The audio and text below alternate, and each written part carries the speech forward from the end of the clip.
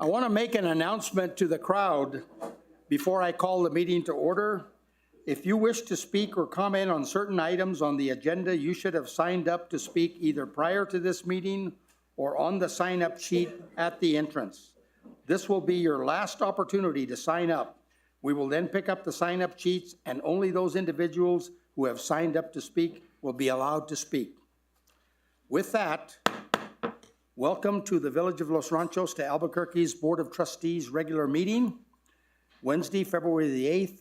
The time is 7 p.m. The meeting is streamed on the village website. The public can also participate via Zoom. Instructions and overall public participation guidance for commenting is listed on the website and on page 6 of the meeting packet. At this time, I'm going to call the roll. Mayor Pro Tem Trustee Pacheco. Present.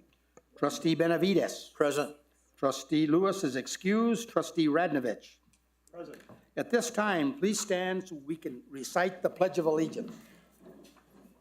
I pledge allegiance to the flag of the United States of America and to the republic for which it stands, one nation, under God, indivisible, with liberty and justice for all. Thank you.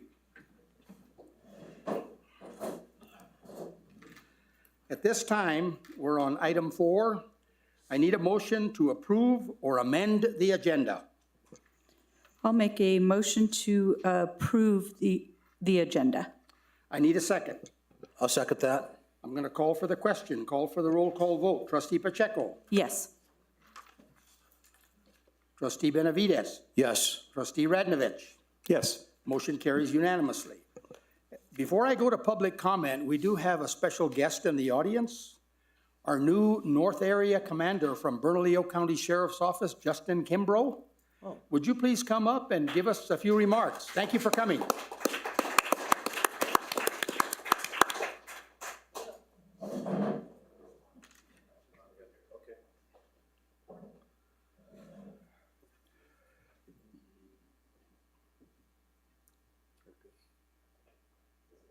No? Okay. I'm not sure how special I am, but I do appreciate the introduction.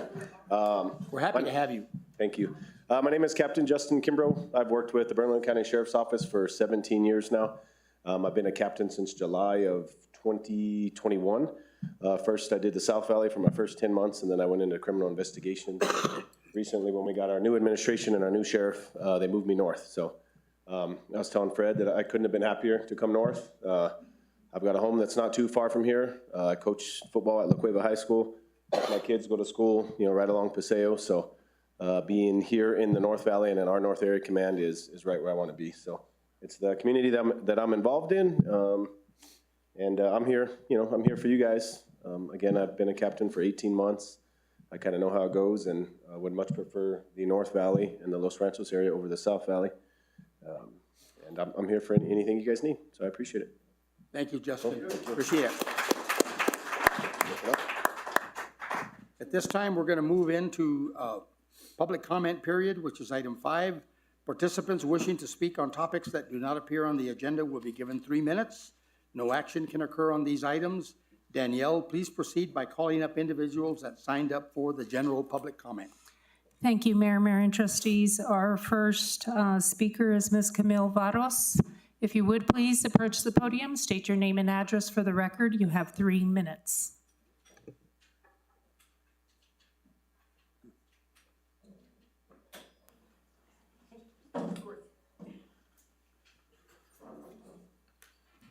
Good evening, Camille Varos, 427 El Paraíso Road, Los Ranchos, New Mexico. Thank you, Mayor, Board of Trustees, administrative staff. I want to take a few minutes or seconds to thank, every time I come into the office, I'm so welcomed and helped. And I want to thank Amelia, who greets people as we come in, Michelle, who helps with duplicating or if I care to review files, Michelle, and Danielle. Thank you. Anyway, there's so much that I could comment on, but something dear to my heart that has been brought to my attention. I don't know if any of you are aware of our middle school Taft, which my youngest daughter graduated from there and moved on, is considered for repurposing along with Los Ranchos Elementary, along with Taylor Middle School. And this affects feeder schools like Alvarado, which is County City area. And what does repurposing mean? I had to call Monica Armenta to see what that would mean. And she says, well, don't worry. We're just looking at restructuring schools because of COVID. There was a lot of decrease in population, but Recording I thought, in progress.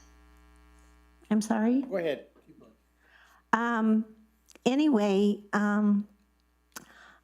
I went to talk with Mr. Lovato, the principal of Taft, and I couldn't even find a way to get in there. Thank them for securing the premise for the safety of the students. But on the other hand, it saddened me because the old office was all blocked up. I didn't even know how to get in. I finally did. And for one thing, he didn't even know, he's been with the school for a year, didn't even know that we are our own municipality. And before I run out of time here, it's up to the community. I know Mayor Lopez has history going to our public schools here in the village. We have to find a way, not for APS or anybody else to tell us what we want for our schools and for our families and children. It's going to take the community to get involved. Thank you. Thank you, Ms. Varos. Next, Mr. Joe Craig, if you would please approach the podium. You have 3 minutes. State your name and address for the record.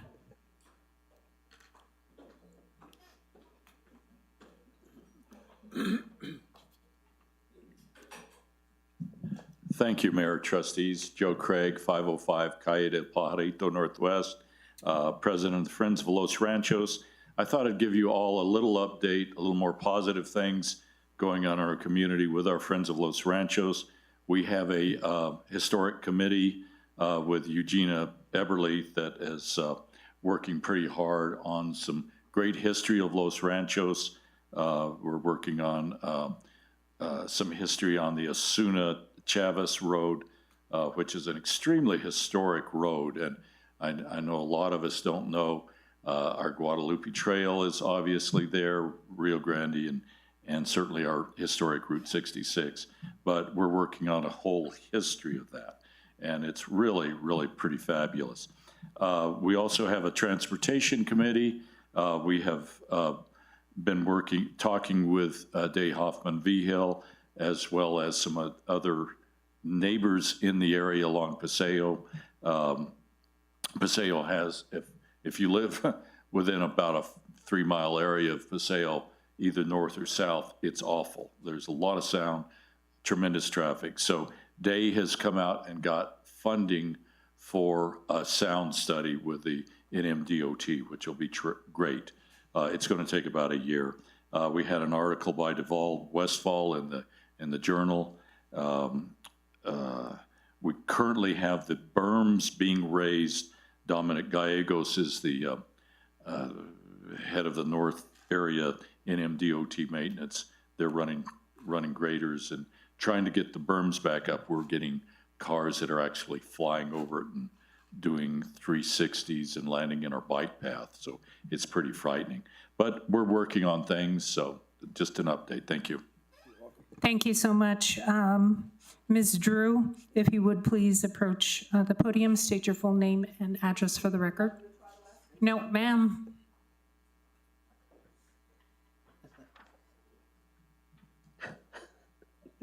Hi, I'm Drew Talia Pietra, 312 Nuevo Hacienda Lane, Northwest.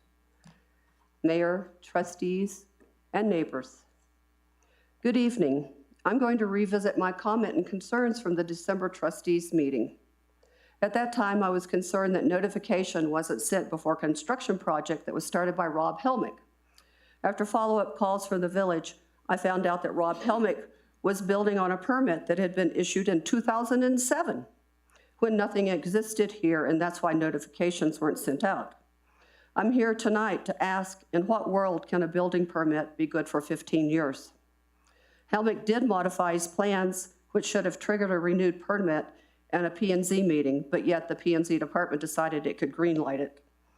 Rob Helmick has 3 more properties right outside my neighborhood, and I specifically asked to be notified when he was going to build, and I was told the village administration can't do that.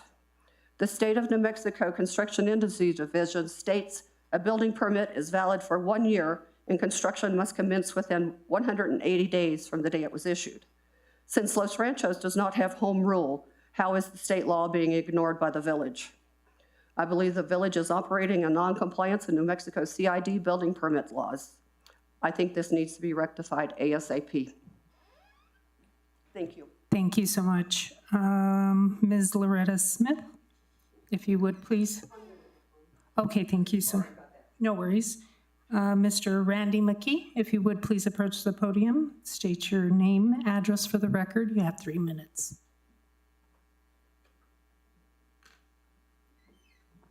I'm Randy McKee, 749 Chavez Road Northwest here in Los Ranchos. Honorable Mayor, trustees, good evening. First, I wanted to note, and I'm here primarily to talk about the traffic and traffic studies. What we have noticed over the last 2 to 3 weeks is the Bernalillo County has been very, very busy on 4th Street handing out tickets. Quite a few, in fact. Thank you, Captain, for bringing that to us. We would like to ask you, though, to consider moving that traffic control capability over onto Chavez Road. Through the Christmas break, my wife and I walked and we stopped at one of the speed boards.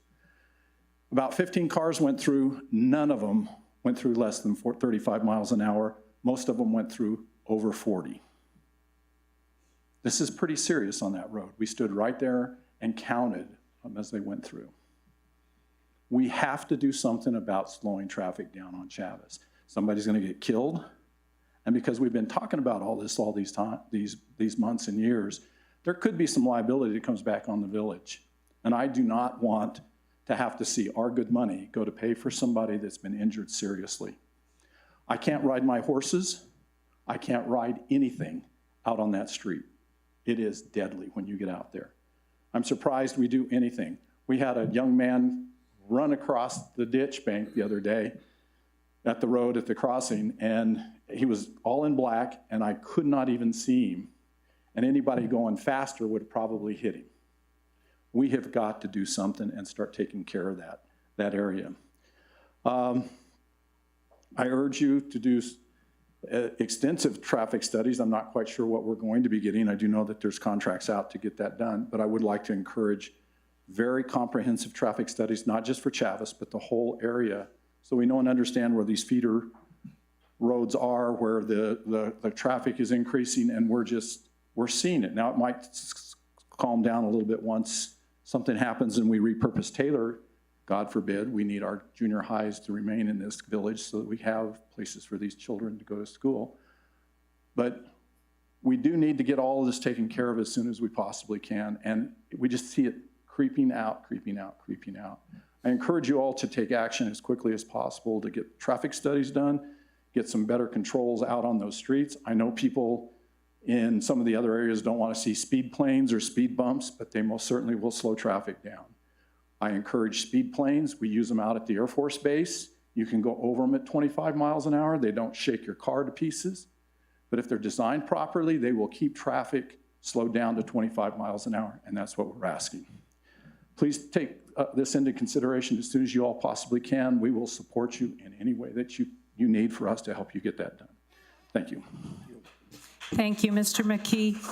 Kiko, we're going to now go to our Zoom participants, and if you would, please allow Mr. Peter Weinreb to join us.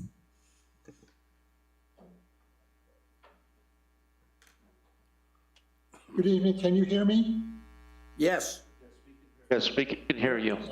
Thank you. My name is Peter Weinreb. I live at 6509 Poza Rica Court Northwest in Los Ranchos. Good evening, Mayor Lopez, trustees, and neighbors.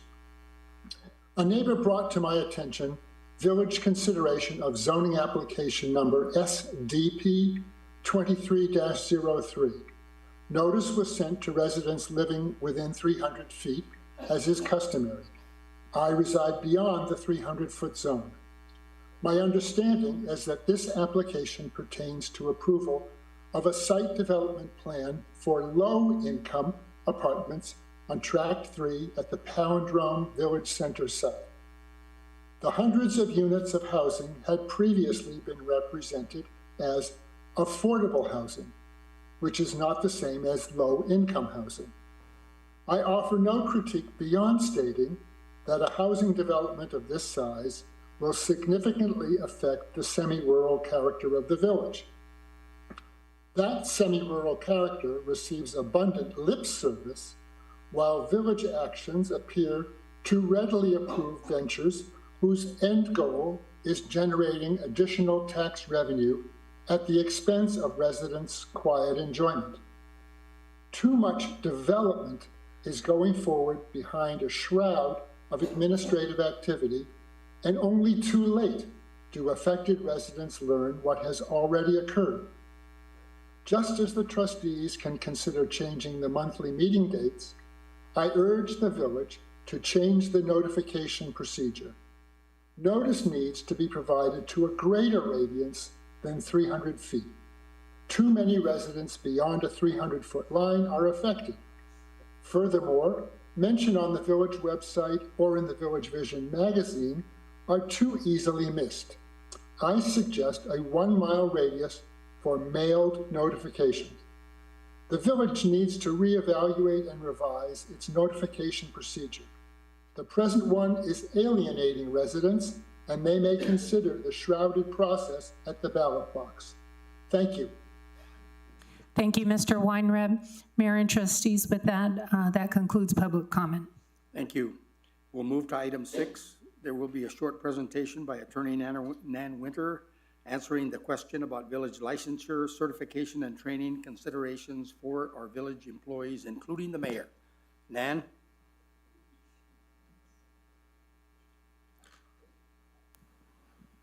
Can you hear me? Yeah, thank you. Mayor, Trustee Radnovich asked a question at the last board meeting regarding certification fees paid for by the village as it concerned in particular the professional engineering license of the mayor. We took a deep dive into the certifications and licenses that the village does pay for, and then analyzed each of those from the perspective of the anti-donation clause, the procurement code, and the Governmental Conduct Act. So just for the record, I documented at least a half a dozen different licenses that the village currently pays for, including the American Institute of Certified Planners, certified floodplain management certifications. The village has 2 certified procurement officers. One is Ms. Danielle and then Mayor Lopez. We have a certified municipal clerk certification, a certified public finance professional. The animal control officer has a dozen different certifications and licenses. And then we, of course, use the professional engineering license of Mayor Lopez. Of course, all of the identified licenses and tests are required or recommended for work performed on behalf of the village. More particularly, the professional engineering license, as we dug into it, is used to reference a PE license when issuing RFPs by the village. The PE license is also referenced on grant applications, and the license itself is used for peer review engineering services performed on behalf of the village. I'm not going to get into, of course, the scope of service for staff, but in fact, it does appear that the mayor's license is used weekly, dozens of times a year at least. There was also some concern about what the village has paid for this license. So we did talk with Tammy. Tammy confirmed that total fees paid since 2019 are $566.50 for the PE license in particular. The other half dozen to dozen certifications and training issues that we looked at, of course, total into the thousands of dollars. But again, the concern was, in particular, the PE license. Annual fees fluctuate on that from $28 a year to $155 a year. So then we looked at that from the perspective of the anti-donation clause, the Governmental Conduct Act, and the Procurement Code, and found that there is no anti-donation issue given that there is a direct tangible benefit, and that is the legal terms that the courts look to escape the anti-donation clause. So the direct tangible benefit from the PE license, of course, is, as I just indicated, references in RFPs, peer review services, and use of the PE license when applying for grants. We also looked at this from the Governmental Conduct Act, which is completely different, and that's sort of a, an ethics type review, and we concluded there's no violation of the Governmental Conduct Act relative to the above license fees because it is, one, there is no contract in play here, and the renewal fee is $155 a year. So it does not amount to a contract as a contract is defined under the Governmental Conduct Act. We also looked at it from the Procurement Code perspective, and as you know, there's a requirement that, generally speaking, we have to, as a village, go out to competitive bid for certain services. But you don't have to do that if the services procured are under $20,000. In this case, the value of this license is $155 a year, say. It is clearly not required to be procured, or there is no requirement that there be an RFP. Now, I think your question, Trustee Radnovich, was, can I have my license fees paid for? I didn't ask that. Oh, you didn't? Okay. At any rate, we answered that question. And I think consistent with the above discussion, if any trustee provides services to the village, in exchange for those services, the village may pay for license renewals as long as that payment and any compensation is under the $1,000 limit set out in the Governmental Conduct Act and the Procurement Code limit for small purchases. So I can't imagine that other than those three acts that we've missed anything, but I sure hope that puts your mind at ease that it's a license we use, it's a license the village uses, and it's again, in conformance with law at this point in time. Thank you, Nan. Do the trustees have any further questions or comments on this issue? No. Okay, very good. Item 7, did I hear something? Well, this is not, you've done your public comment. You're welcome to write me a letter if you wish, and I will respond to you immediately. Thank you. I think, Mayor, you're changing our Robert's Rules of Order. This is a presentation that allows for public comment. Nan Winter, does this allow for public comment? The Robert's Rules? Mayor, you caught me off guard on that one. I do not know, and I don't know that you've ever actually entertained public comment during. Not during presentations, During at least not presentation. while I've been mayor. Danielle might have a quick answer. Danielle, do you? Typically, excuse me, Mayor and Trustees, typically under presentations and some procedural items, we do not allow for public comment. So there is no public comment on this. I'm sorry. Item 7 is approval of minutes, the minutes of the January 11th, 2023 regular meeting. I need a motion to approve the minutes. Motion to approve the minutes. I need a second. I'll second it. I'm going to call for the question, call for the roll call vote. Trustee Pacheco. I wasn't here, but yes. Trustee Benavides. Yes. Trustee Radnovich. Mayor, I have some changes to the. Absolutely. Let's make those changes. Okay. So Danielle, on line 320, and that's something I said, it didn't make sense, the sentence didn't make sense. So the third word should be had, it should be plugged in right there as the third word. And then on line 322 and 323, it says 3 years is enough time and to have another on-call released. I think what I said is 3 years is enough time and we should have another on-call released. Very good. And then on the next page, on line 326, the very last sentence on that paragraph, it says they, and it should say others. Okay? And I think that's it. Yes. Would you amend your motion, trustee Benavides, to include the comments? Yes, I would amend my motion to accept the comments, the changes by trustee George Radnovich. And trustee Pacheco? Yes. So do you vote yes, trustee Ranovich? Yes. Okay, motion carries unanimously. Okay. Okay, we now go to departmental reports, item 8. The departmental reports are included in the packet and reflect all the activities as listed. Ms. Rinaldi is excused from tonight's meeting. However, if you have questions regarding her report, Administrator Simon is available to address your questions. So if the governing body has questions on any of the staff reports, we will have each trustee ask all their questions before we move to the next trustee. So, trustee Pacheco, do you have any questions on the departmental reports? I do, Mayor, thank you. First one is for Administrator Simon. On the Agri-Nature Center, it looks like we have a new pollinator garden, and I don't know if this might be better answered by Joshua or yourself, but I'm curious about the estimation of the time to completion and kind of how that's rolling along. Awesome. Thank you, Mayor, Trustee Pacheco. I'll take a stab at it, and if your question isn't answered, we can bring Joshua up. Okay. We did get a grant to start a pollinator garden and build an edible trail, is what we're calling it. We have until 2026 to spend the money. We hope we don't take that long. We would like to do it this summer. We were waiting to see how the new roadway aligned into the center. We have had to put that project on hold given the high cost of the road project.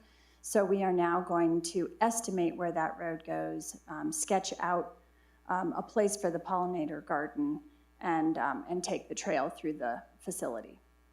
Fantastic. Hopefully this summer. So you think it'll be completed by this year, or do you feel like it will? I know that we will have a design by the summer. Okay. For sure. Great. Okay, Edgewood Park. Can you just provide kind of a quick overview on the progress being made and what's happening there? Yes, thank you, Mayor, Trustees. We're really excited after a lot of public feedback and working with our on-call landscape architect, Greg Miller from Morrow Reardon. We have a design that I think everybody really likes. It takes into account the need for a few pieces of playground equipment for children, some better parking along Edgewood, some signage, some shade trees, and some pathways. It's very low impact. It's going to be tucked up against the ditch primarily.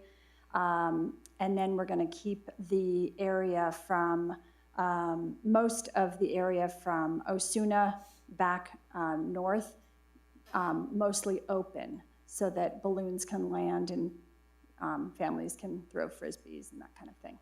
And I'm sorry, the timeline on that? So we do have a design and we are getting construction drawings. We hope to move into construction hopefully this spring. Great, thank you. Okay, Joshua, these are for you, thank you. Any further comments? Joshua. No, Joshua, go ahead. Yes. Good evening. Just a couple of questions. It appears that you hosted a couple of food safety trainings. I'm just curious, was that well attended? And was it people from, people who participate in our growers market? What did that look like? Thank you, Mayor, Trustee Pacheco. We do these, we had them last semester as well, and we do these whenever there's a need. So we kind of wait until we have a group of 5 or more farmers who request it, and then we bring in the instructor to do them.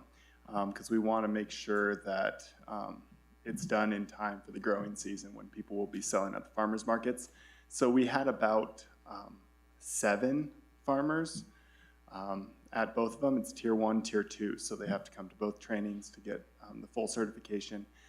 It's run by the New Mexico Farmers Marketing Association, and there were some farmers from the South Valley, and there were also some farmers from the North Valley. I do not believe there were any from within Los Ranchos, but they do sell some of them do sell at the Los Ranchos market. Good, so it was a good time to collaborate between farmers, I would assume. Yes, absolutely. Awesome, okay. I also read that you and Dominic are teaching a class at Los Ranchos Elementary, and I'm just curious about the students and what grade or grades of students that you're teaching to, and have they been engaged? What's kind of been that process? Thank you, Mayor, Trustee Pacheco.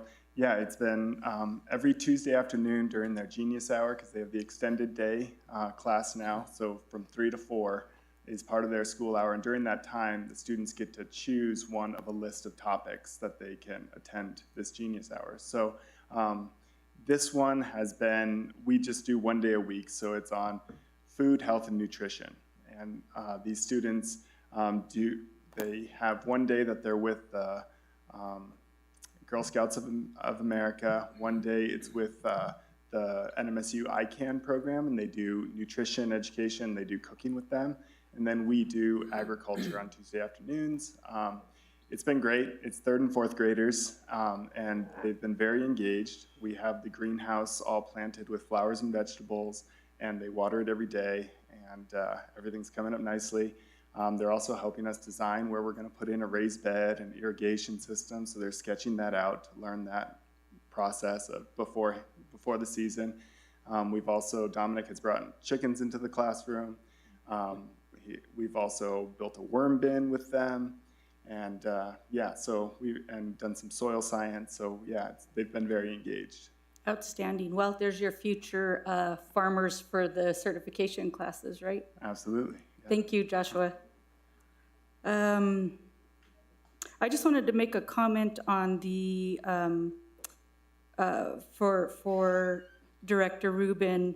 I see that Thomas participated in a ride-along with the Rio Rancho code enforcement. I just think that is such a great opportunity to share information, see what other communities are doing, and maybe share some of what we're doing here with them.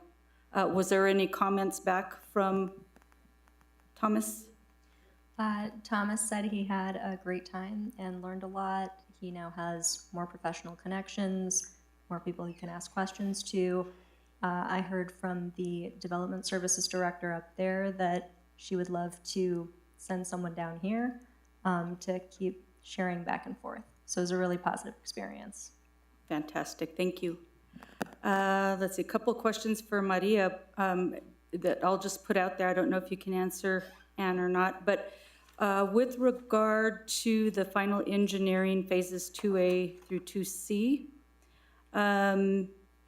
there was a change in scope, it looks like, and we were not awarded or were denied some of the funds.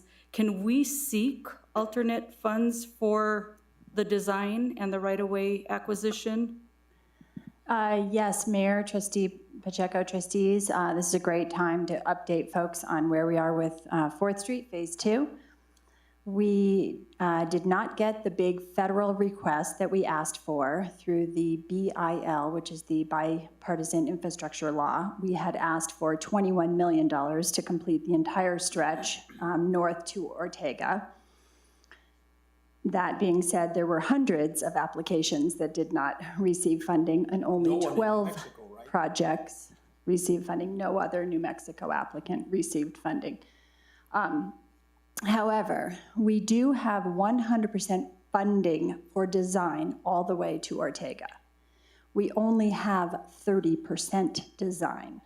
This was the option to go with 3 lanes versus 4, 2 sidewalks versus 1, those kinds of very general parameters that we took care of last year.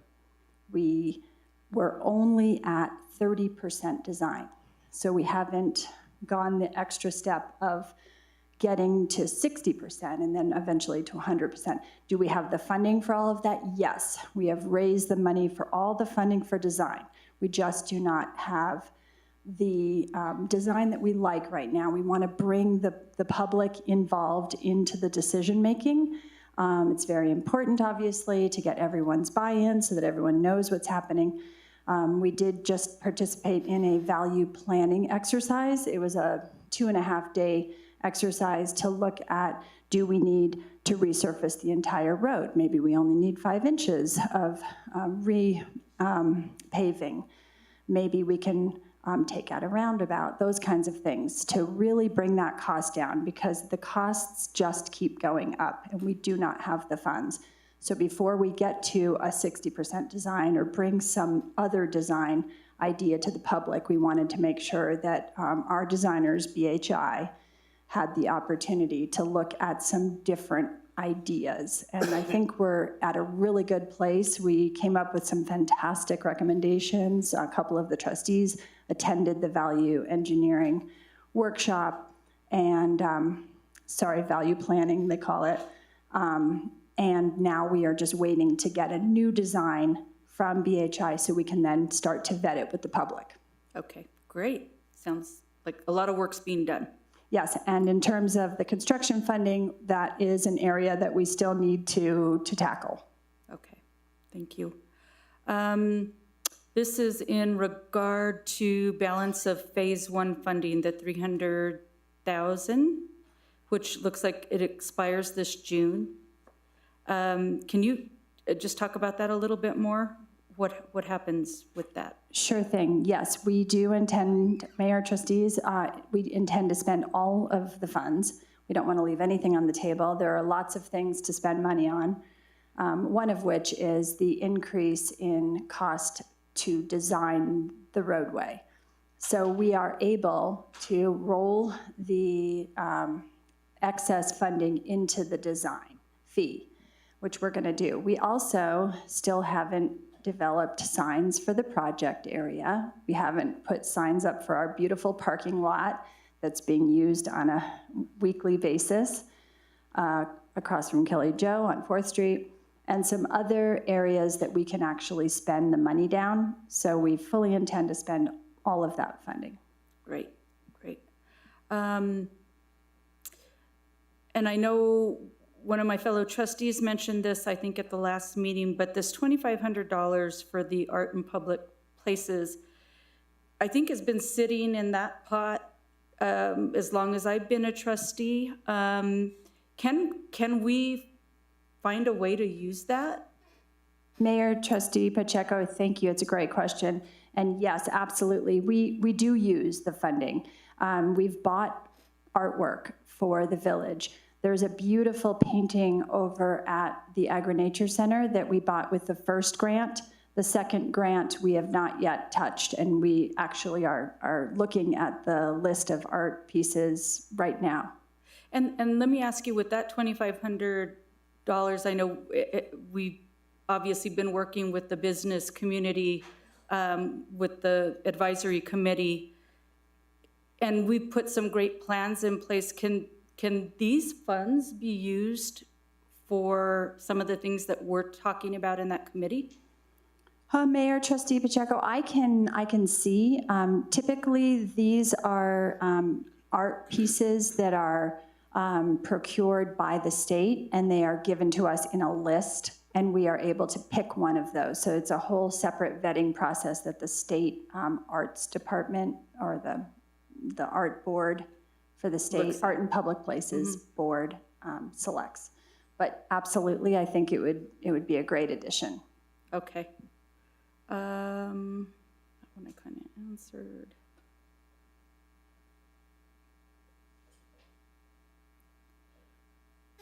Fred, thank you, Ann. Appreciate it.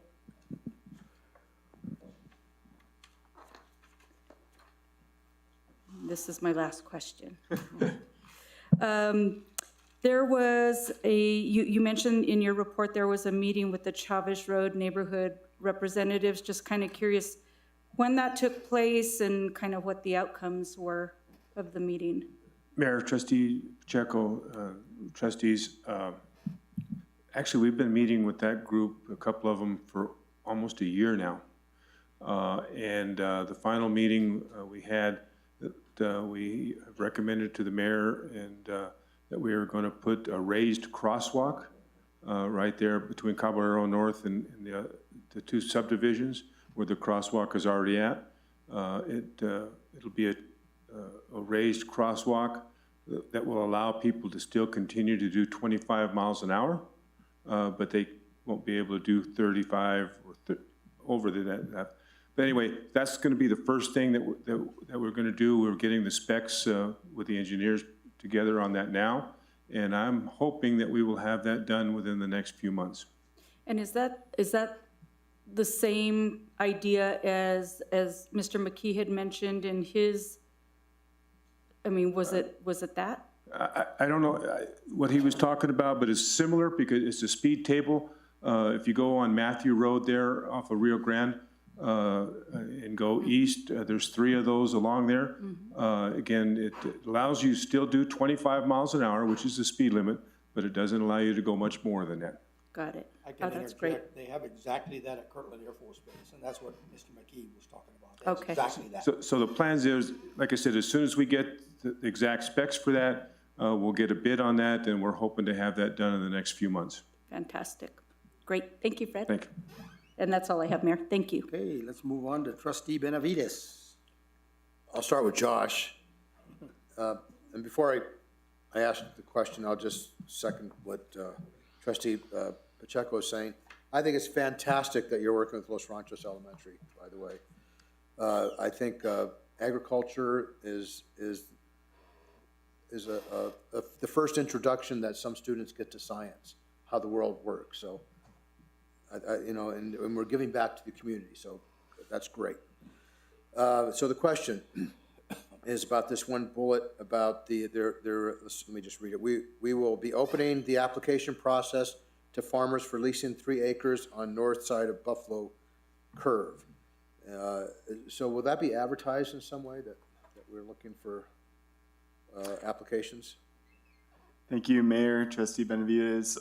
Yes, it has gone out in the Albuquerque Journal. It's been advertised. It's also, I've seen the county put it out to their farmers. We're putting it out to our farmers.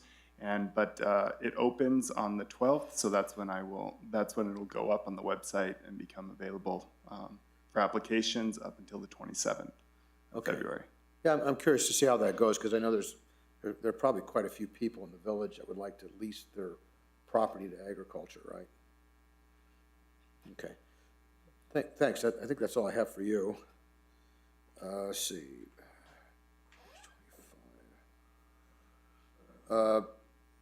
Yes, for Director Rubin. So this is under Michelle's list of bullets. So processing day-to-day permits, and under there is something about solar. So I assume that's for like solar panels. Does that include wind turbines as well?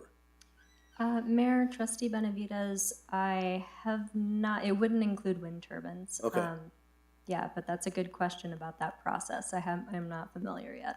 Okay, so I assume there's some requirements that must be met for solar panels, and is that? Mayor Trustee, yes, so it requires a building permit and it goes through us, other reviews, the county, so rooftop, we don't have to worry about some of the planning and zoning things we look at, like setbacks. If it's ground set, that's a little different, so there are various things we look at. Okay, is there a section in our ordinance that addresses solar panels, or is it just about a building permit? Mayor Trustee, that's a great question, and I can find that for you. Okay, no problem. Let's see, so, next question.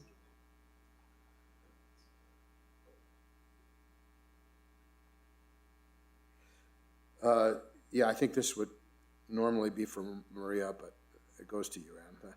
So let's see, I'm on page 28, and so this is about final engineering, phases 2A to 2C, which is Pueblo Solano to village limits.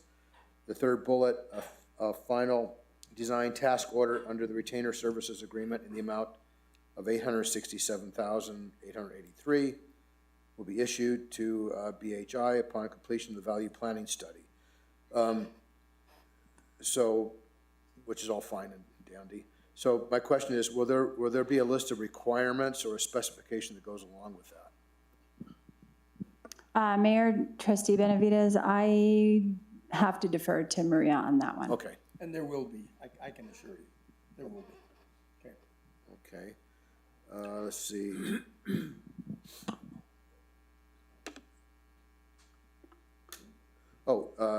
Also on page 28, pending applications, request for constructions. Says our application to NMED, New Mexico Clean Water Revolving Fund, has been accepted, or potential 1% loan funding in the amount of $4,305,000. So what is the 1% loan funding? Sorry, I think there's a typo there. Oh, okay. Mayor Trustee Benavides, it should say for potential, not or potential. Okay. But that NMED grant is a loan, and we have not decided if we are going to accept this loan. It is a $4 million loan from the Water Trust Board, and it is actually listed on their pending approvals. I just saw the list 2 days ago. It would pay for the drainage component of the 4th Street project, but it's whether or not we want to incur that kind of debt. Yeah, so I mean, that's interesting. I assume the percentage on the loan is 1%, right? Correct. Pretty attractive, but however, we are looking to, $8 million loan for capital, for open space, and another $500,000 for irrigation improvements on Del Norte open space. So I mean, and then if we were to accept this, another $4,305,000, $1 million here, $1 million there, it adds up to real money, right? Sure does. And big monthly payments. Okay, so don't overreact. That may not happen, right? Okay. Next question, page 29. Village Center project. So Maria says there's nothing to report on at this time.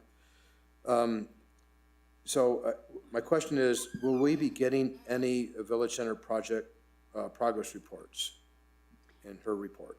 Mayor Trustee Benavides, we had asked that the Palindrome folks come and present this meeting, and they had a scheduling problem, so they were not able to come. We have asked for either a March update or an April update. It's my understanding that the mayor will not be here in March, and we wanted the entire governing body to hear the presentation, so we're thinking about April, but if you want something written between now and then, happy to get it for you. Well, I mean, only if there's something to report, I suppose, but based upon what you said and what I read here, it's not likely to be every month, right? And what I don't know is for the progress report, do we look for Maria to give that, or do we look for Palindrome to give us that report? Mayor Trustee Benavides, I can add that to my reporting. Maria can as well, either one of us. Okay. And if you'd like it on a monthly basis, we can do that. Okay, but there's likely to be months where there's nothing to report. Is that what you're thinking?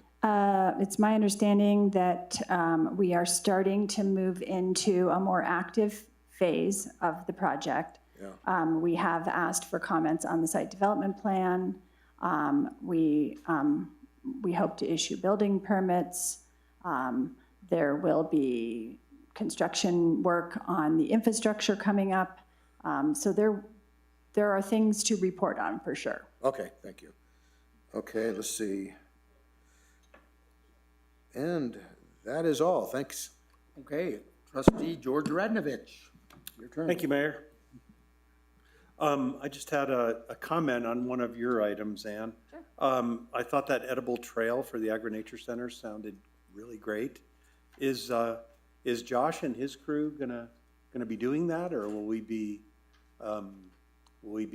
contracting that out? Mayor, Trustee Radnovich, we will be getting someone to design the trail, and we have a rough idea of where we want it to go. And Joshua and his team will be doing building out the edible garden, the pollinator garden portion of it. But in terms of laying crusher fines and developing signage and other kind of wayfinding, we'll have that done. Correct, yeah. Okay. Under the business development and agritourism, bullet under your report, will the report that we hear also talk about how we encourage those kind of businesses to occur, to come to the village? Well, Mayor, Trustee Radnovich, you're taking away the thunder of our chair. He is going to present 5 or 6 opportunities, and I think some of our members of the committee are in the room tonight and can concur that a lot of what we've talked about is how to support the businesses that are here now with signage and information on business development and access to capital and that kind of thing, as well as recruiting the right kinds of businesses or the ones that are appropriate to the village and village scale. So yes, there will be a little bit of all of that. Nice. I'd be happy to go to Italy to check out their agritourism industry for the village. Sure. Just saying. Sounds good. Edgewood Park, I have a question about that, and I know Trustee Pacheco already talked about it. I got a call from one of the neighbors, and she told me she was speaking for other neighbors. And she said that when Yellowstone Landscaping worked with us on the design, they were at the budget that we had, which was about $150,000, I believe she said, or $200,000. And now the budget's gone up to $500,000. And she was concerned about the tree. I haven't seen the design. I'd love to see it. But she was concerned about the trees that are in the design, and that the trees would block balloons from being able to land in that site. And personally, I think that park is a really great gateway into Los Ranchos. The grass is a water user, but we use ditch water, so that makes it a little bit better. But that one lone cottonwood tree is actually a really good, there's one lone cottonwood tree right on our logo. And so I'd be hesitant to start adding a lot of trees into the park. It's a small park. It's going to have a lot of trees. Is going to cover a lot of the land, and I just thought I'd bring that up. But I was really concerned about the budget going from 150 to 500 when you got the new designer involved. Mayor, Trustee Radnovich, if I could just respond. So the $150,000 mark that you probably first heard about was the amount that we budgeted for playground equipment. And as you know, these pieces are very expensive and it barely paid for a swing set. So once we brought in those Exerplay structures are very costly. And once we brought in pathways, shade, the neighbors didn't want shade structures, except for one pergola. They wanted trees. So we have, I think we brought it down to 4 or 5 trees. And it's only on the north side of the park because the neighbors wanted to keep most of the park open for balloons.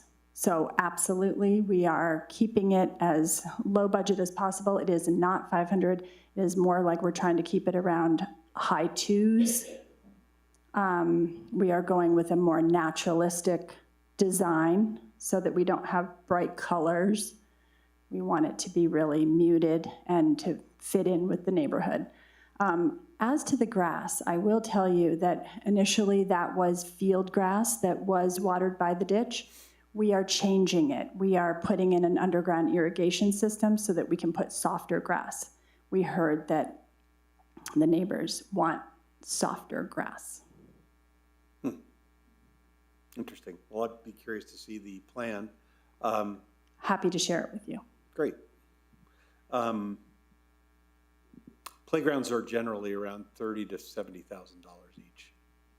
Just saying. The Del Norte open space, something that one of the neighbors of the Del Norte open space brought up with me is that there is a foundation that I think we're planning to remove. I'm not sure. But I looked at the maps and I looked at the old maps from the days that Yanamoto's was there. And the foundation that I think we're planning to remove, and I could be wrong about that, was actually part of the old Yanamoto's nursery. And so I thought it would be good to keep that as a historical memory of Yanamoto's because there's very little of that left. As you know, there's almost nothing of the old Yanamoto days left. And so I'd encourage the village or our new farmer to maybe work around that because there's so little history in some areas of the village, and that's a piece of history that I thought should be saved. So that's just more of a comment than a question.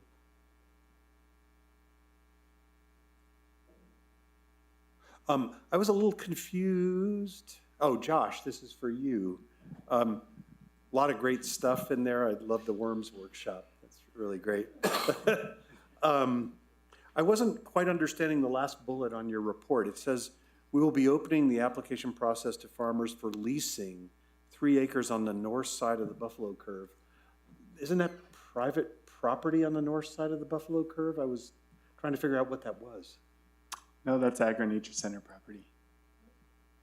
The north side of Buffalo Curve.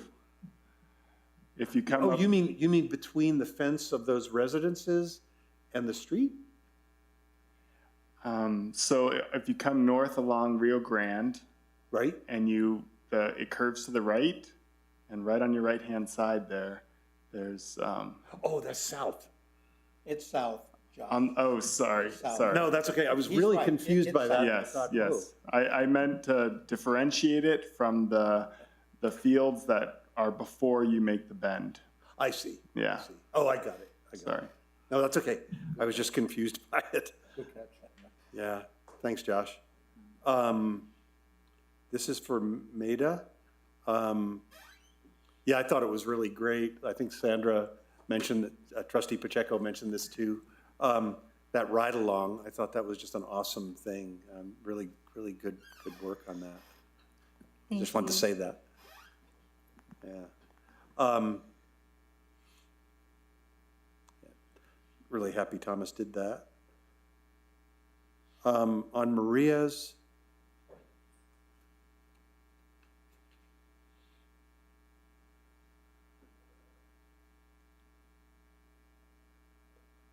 forget that one. The money that's going to Bohannon Houston, is that all funding that we got from the state, or is part of it village spent money?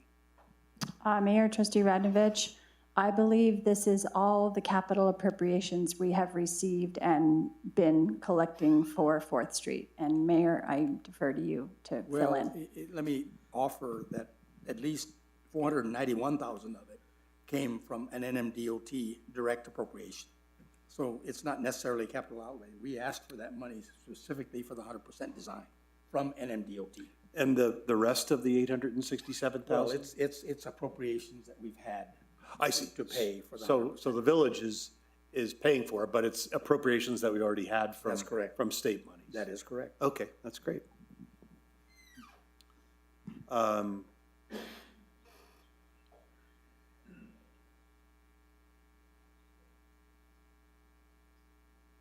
I just, let's see. I just wanted to say there's a lot of money being spent. I think Trustee Benavides made the same question, and I just want to make sure that we're spending wisely and getting it from sources that don't deplete the village. So I worry also about the same things that, that Trustee Benavides worries about.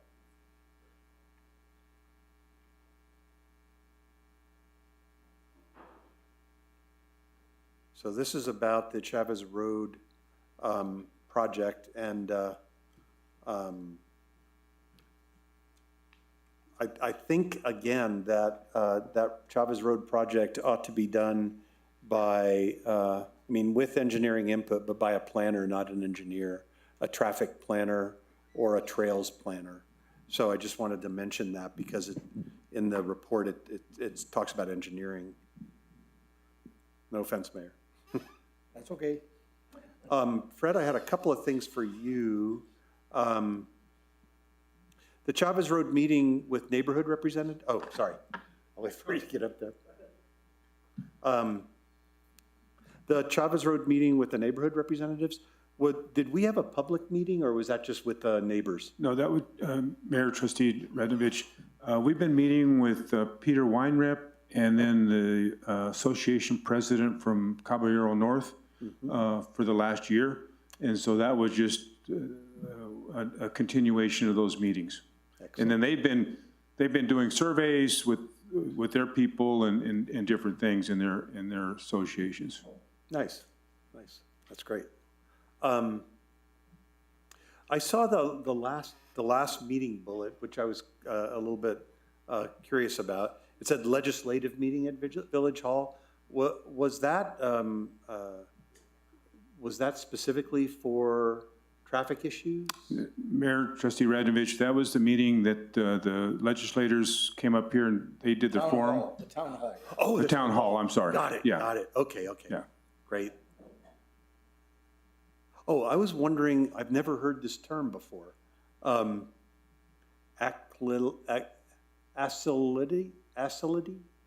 Was that a mistake? The third bullet under other says review of acylity. Was it facility? Facility, it should be. Sorry. I'm sorry, I apologize. No, that's okay. I'm glad you caught actually that. Looked it up online, and there's actually a word called that, but it didn't make sense.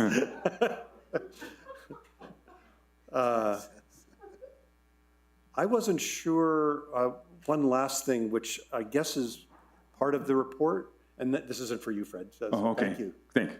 Great work. The Los Ranchos Art Market stats, was that just, it just sort of popped up, it didn't make sense to me, that, and and the following page.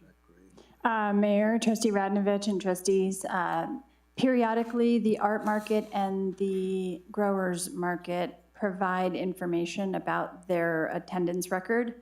Oh. And they asked that this be included for your edification. Oh, I see, okay. It looks good. I mean, it looks like there's a lot of input there, and a lot of people are buying, I hope. And I think that was the last of my questions. Thank you. Okay, thank you, trustees. Item 9 is financial business. Discussion and approval of the January 2023 cash report.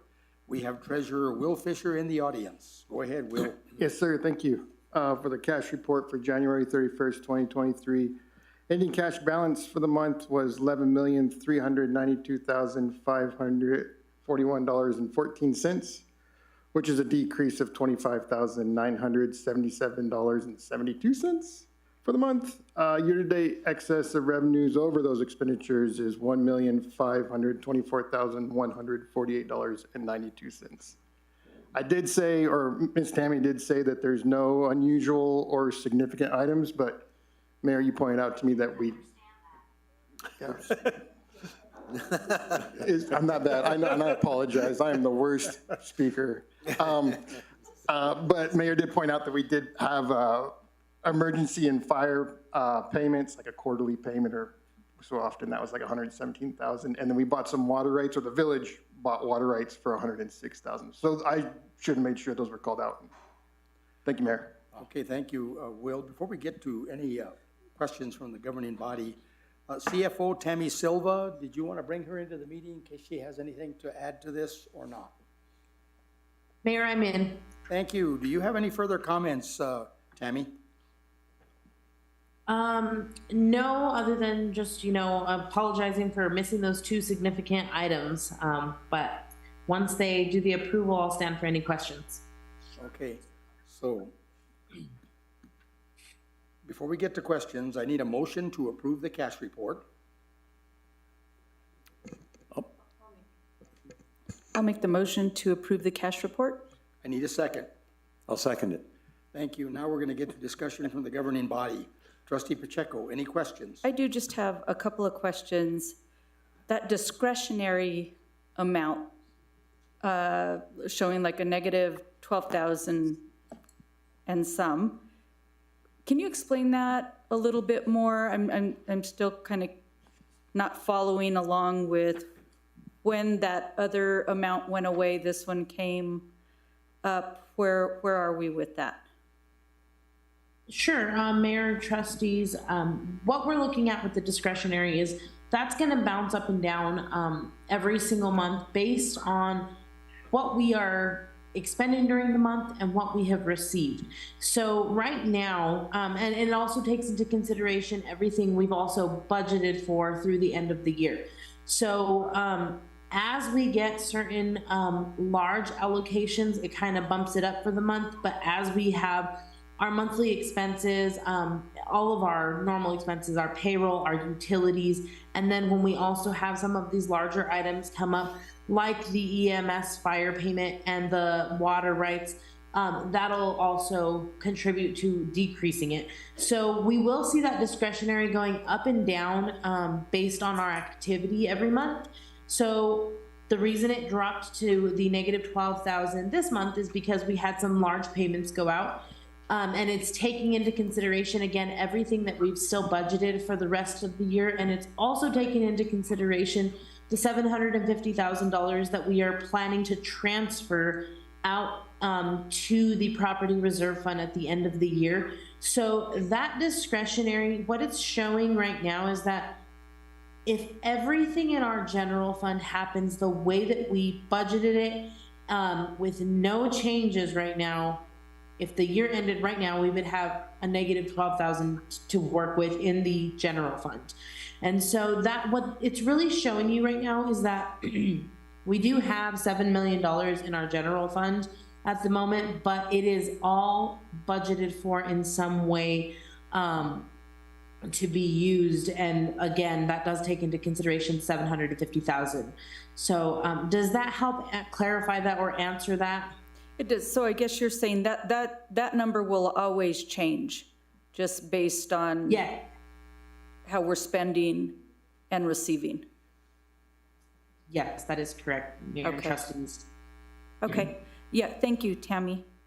And then just to the point that Will made with regard to the water rights, can we talk a little bit about what are the water rights for? Are they just in general? Are we using them for something specific?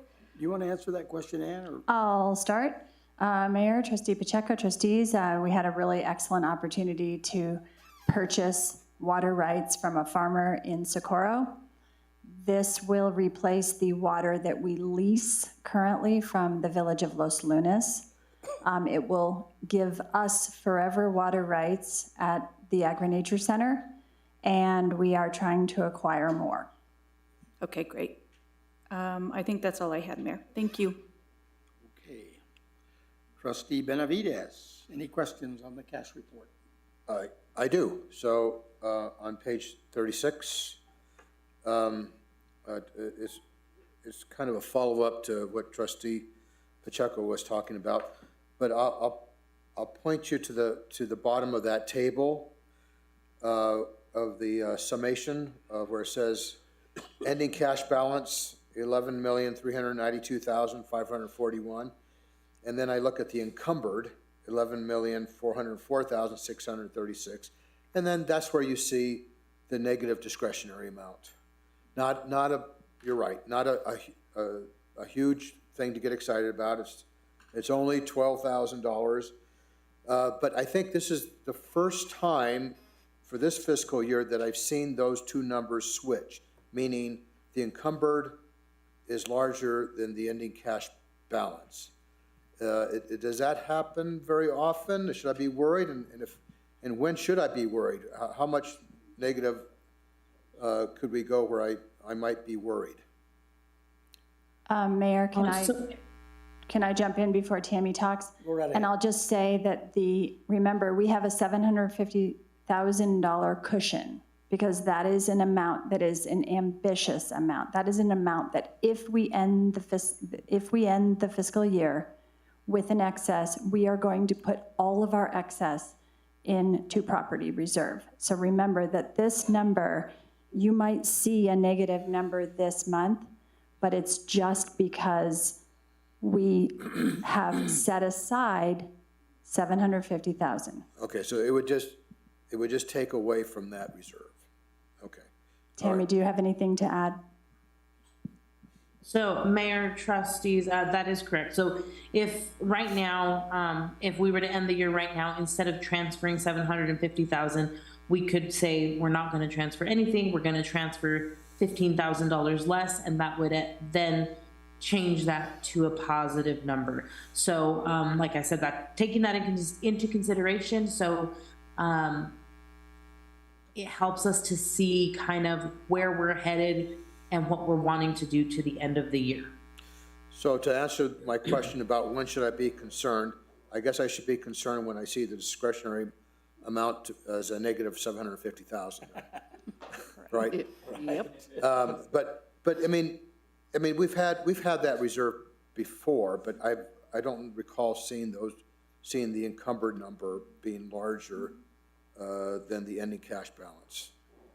That's probably a rare thing. But again, it's a small amount, so I'm not going to make a big deal out of it. Let's see, probably another question here. Yes, on page 38, under capital expenditures, capital equipment and machinery.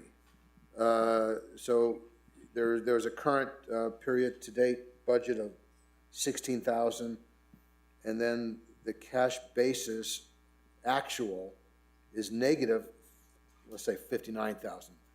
I can't comprehend what that means. It's like somebody asked me, how much money do I need to do something? And I said, I'll give you money to do it. So please help explain that to me. Mayor, trustees, so this was just an error on my part in where I classified something.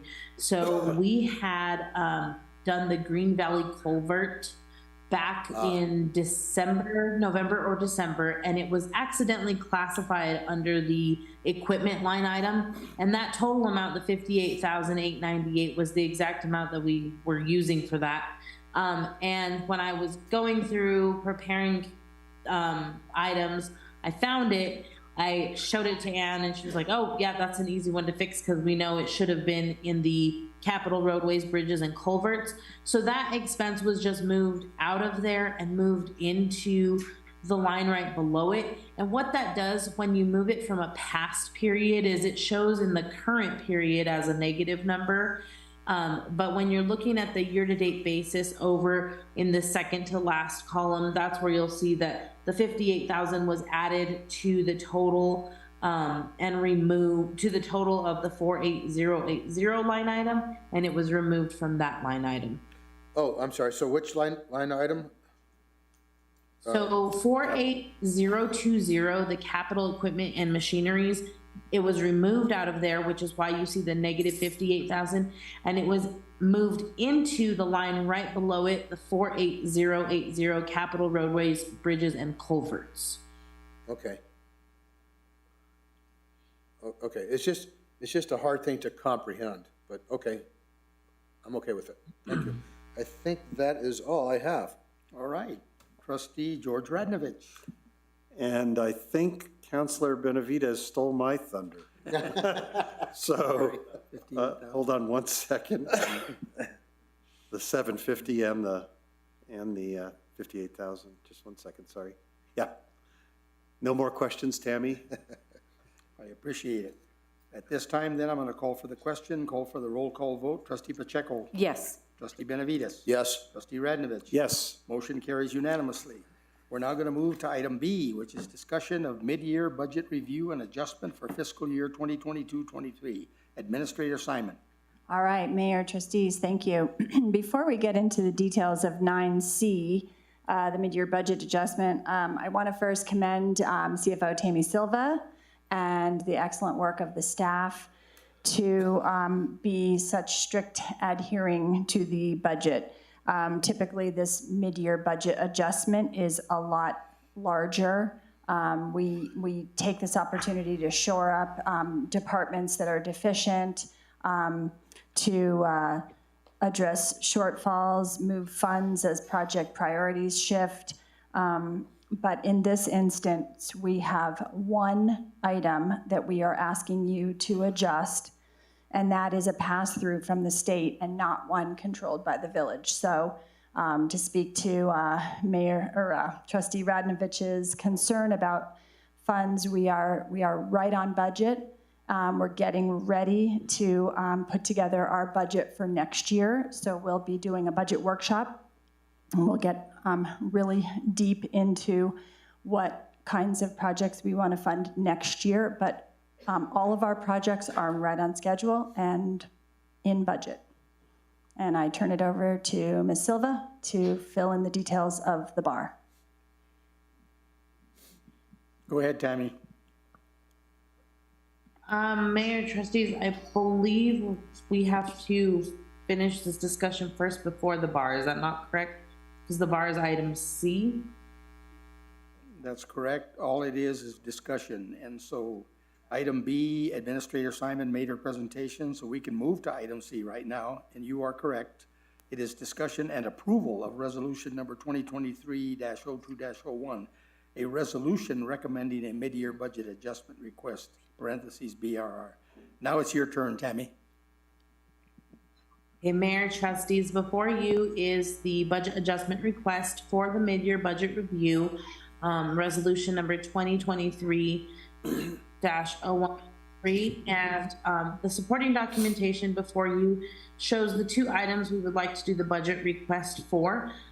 This bar is to adjust for changes to the fiscal year 23 budget after a review of the budget based on actual expenses from July 2022 through December 2022 and the budget through the remainder of the year. Fund 209, which is the Fire Protection Fund, is a pass-through fund, and a bar is needed to increase both the revenue and the expenditure line items. And what we are doing here is we are just increasing both of those line items by $17,252 to bring the revised budget on both line items to $159,626. The reason for this is because this is a pass-through from the state, and we do not know the amount that we are going to receive prior to getting our first disbursement, which happens anywhere between September and December. After getting our first disbursement, We noticed it is a twice-a-year disbursement. And so after getting it, we noticed that we under budgeted based on the amount received in the first payment. So to ensure that we are in compliance with the budget for the state, we will need to increase both of these line items to account for the additional money we will receive in our second half of the allocation that we will receive before the end of the fiscal year. And I stand for any questions. Before we get to questions, I need a motion to approve the BAR. I'll make a motion to approve Resolution 2023-02-01. I need a second. Second. Now, are there any questions from the governing body? I'll start with Trustee Pacheco. I have none. Trustee Benavides. No questions. Trustee Radnovich. None. Therefore, I'll call for the question, call for the roll call vote. Trustee Pacheco. Yes. Trustee Benavides. Yes. Trustee Radnovich. Yes. Motion carries unanimously. Now we move to item 10, public hearings. Item 10A, which is discussion and approval to adopt ordinance number 293, granting a franchise to Comcast of New Mexico, LLC, to construct, maintain, and operate cable facilities and infrastructure in the public rights-of-way within the village of Los Ranchos de Albuquerque, repealing ordinance number 66, has been moved to March 8th, 2023. Now, I have a lot of information to provide to everybody, so I'm going to get started. The following will apply to items of business B, C, D, E, and F. We have two appellants tonight who will be appealing V22-09 and V22-09 through V22-12 respectively. The following statements will apply to both as we manage the appeals accordingly. I want to take this opportunity to address the process, what constitutes the record, disclosure of any ex parte communications, and conflicts of interest. I will address conflicts of interest first. Various matters presented to the Board of Trustees for decision may present the potential for conflicts of interest for individual trustees. It is the obligation of each trustee to declare for the record any instance where a conflict of interest or the appearance of a conflict of interest might exist. Such trustee must then withdraw from further deliberation, including participation in discussion and any decision-making. I will ask now, are there any trustees who will recuse themselves from this item? No. No. Okay. No. Now I will talk about the process. Both village ordinance and village resolution apply here. Section 9.2.25 parentheses H of the ordinances guides the process. That ordinance refers to the resolution titled Rules for Appeals. Pursuant to the rules for appeal, may limit oral presentations by applicants, proponents, opponents, and other testimony in the interest of time and orderly proceedings. Based on this guidance, the following time limits will apply, and we will hear from the interesting parties as follows. Applicant case presentation, 15 minutes. A, followed by trustee questions. B, then applicant questions.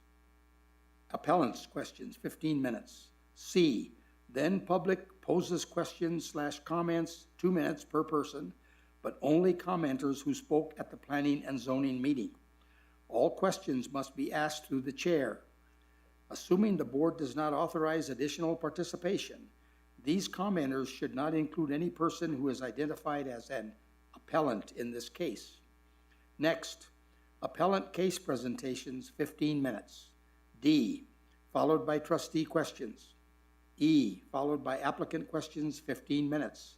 F, then the public may poses questions, comments, 2 minutes per person, but only the commentators who spoke at the planning and zoning meeting. All questions must be asked through the chair.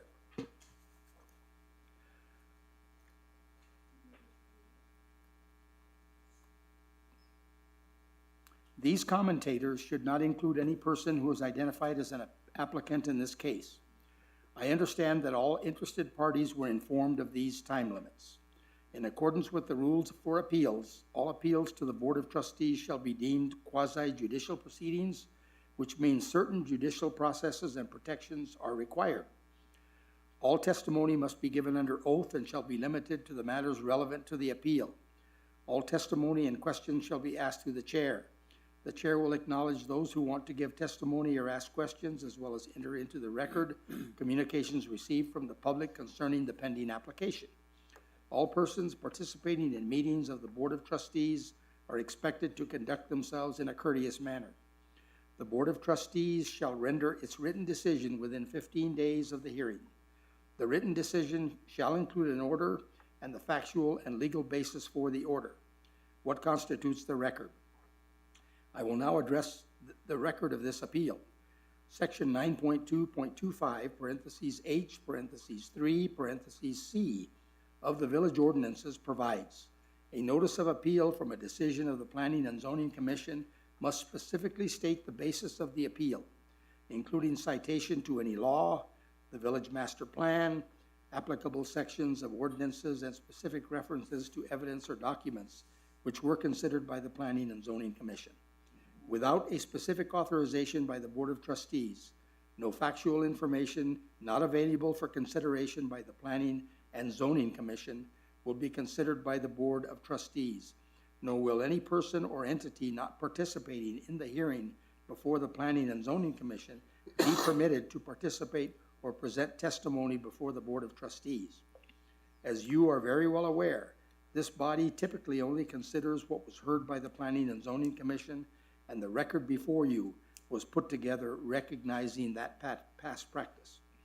The record includes the Albuquerque Journal Public Notice of Appeal dated January 20th, 2023, the November 8th, 2022 Planning and Zoning Agenda, the entire November 8th, 2022 meeting packet, the official notices of decisions for appeals V-22-09 to V-22-12, the appeals as submitted to the municipal clerk by the appellants, the written responses to the appeals by the applicant's agent, the written planning report, parentheses S, from the Planning and Zoning Director, Ms. Maida Rubin, addressing the appeals.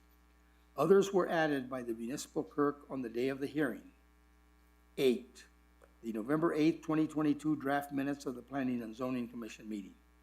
In addition to the above, we will be taking notice of the master plan. However, I anticipate that shortly the trustees will at the beginning of the hearing address whether they will authorize factual information not available for consideration by the Planning and Zoning Commission. Ex parte communication. When an application or other request is placed on the agenda for a regular or special meeting, it becomes a matter within the jurisdiction of the Board of Trustees and subject to the legal restraints on ex parte communications with trustees. Undisclosed ex parte communications could compromise the fair and open purpose of these rules for the transaction of business. If a trustee believes he/she has been contacted ex parte on this matter, it is his or her obligation to so inform the other members of the Board of Trustees and the village attorney prior to the matter's consideration. And if the ex parte communication was in writing, submit it as part of the record for the meeting. Given this, is there any trustee who wishes to make such disclosure at this time? No. No. Thank you. Finally, before I request a motion on whether there is any interest in deviating from the published record in this case, I have one closing comment, and this goes without saying. Please be polite and respectful to everyone who comments tonight, as they are taking the time out of their day to let their voice be heard. Thank you. Do I have a motion regarding the record? Attorney Winter, tell me what that would be.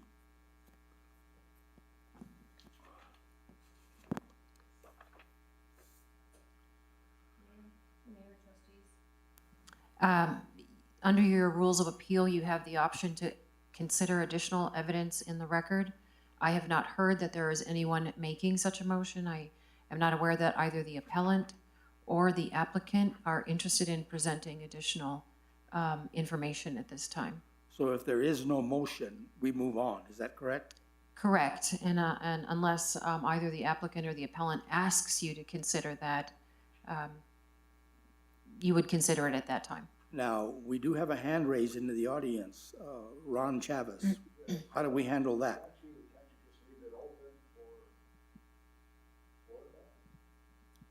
Well, Attorney Winter, what's your opinion on that? Mayor, I think you have to understand what the evidence is. Right. Okay. And if either applicant or either appellant is interested in presenting you with something additional at the time they're making their argument, they would present that to you and you can consider it at that time. Okay, I understand that. Okay, so do I have a motion?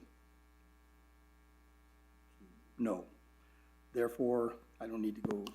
With that, let's begin. Item B, an appeal of V 22-09, an appeal of the November 8, 2022 Village of Los Ranchos Planning and Zoning Commission approval of a request by Fourth and Chavez LLC for a variance from section 9.2.14, parentheses D, parentheses 3, parentheses C, requiring a front setback of no more than 12 feet for properties not in the project area abutting C1 or VC property within the VC zone in the 4th Street character area. The property is located at 6561 4th Street Northwest, Los Ranchos de Albuquerque, and is legally known as Lot A, Tract 41G, MRGCD map number 29, Elena Gallegos Grant. Projected sections 28 and 29, Township 11 North, Range 3 East, New Mexico Principal Meridian. The property contains .9053 acres, more or less. Ms. Winter, will you please swear in Director Rubin? Please raise your right hand. Do you swear to tell the truth, the whole truth, and nothing but the truth? I do. Thank you. Director Rubin, please present the appeal. Thank you, Mayor. The item before you is an appeal to V 2209, a request by Fourth and Chavez LLC for a variance from 9.2.14 D3C, requiring a front setback of no more than 12 feet for properties not in the project area abutting C1 or VC property within the VC zone in the 4th Street character area. For some background, in 2016, the Board of Trustees approved a site development plan for the subject property for a commercial building. The property was zoned VC at the time of this approval.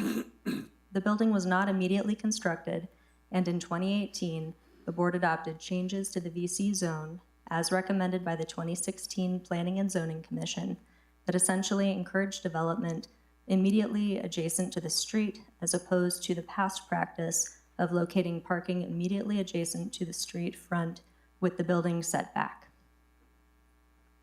For these reasons, the village recommended the variance process so that the Planning Commission and members of the public could formally review these items. The result was 4 variance applications to unique code criteria that the applicant sought a variance from in order to build per the approved site development plan. Please note that this appeal is only to one of the variance requests, V22-09, which is specifically pertaining to the front setback. On November 8th, 2022, the Planning and Zoning Commission voted 5-0 to approve variance request V2209 with the findings and conditions identified in the planning report PZ 22-42 and documented in the notice of decision dated November 9th, 2022. Staff have identified that the main points of concern in the appeal letter center on the application rather than the variance to the setback requirement. According to the appellant's letter, there should have been 4 separate variance request application forms and not one document containing 4 separate requests. Additionally, the letter asserts that 4 separate drawings should have been submitted visually describing each variance request. In response, due to the interrelated nature of the variance requests, staff found it acceptable and preferable to include the 4 requested variances in one application form. All relevant information, other than the variance requests themselves, share the same factual history, including the underlying reason for the variance requests, information about the subject property, and documentation of paid taxes, for example. Staff required 4 separate variance requests to be made and voted on individually and 4 variance fees to be paid. Staff also stipulated that the nature of each variance request needed to be clearly and separately identified in the letter of intent. The applicant complied with staff's requests and clearly identified each variance and paid the appropriate fees. During the Planning and Zoning hearing on November 8th, 2022, staff explained the case history and reason for the multiple variance requests, that each request would need to be voted on individually, and the nature of each variance. Staff felt that this would be the clearest way to convey the information pertaining to the requests. There were no questions or concerns from either the Commission or the public regarding the clarity of this information presented on each variance at the time of the hearing.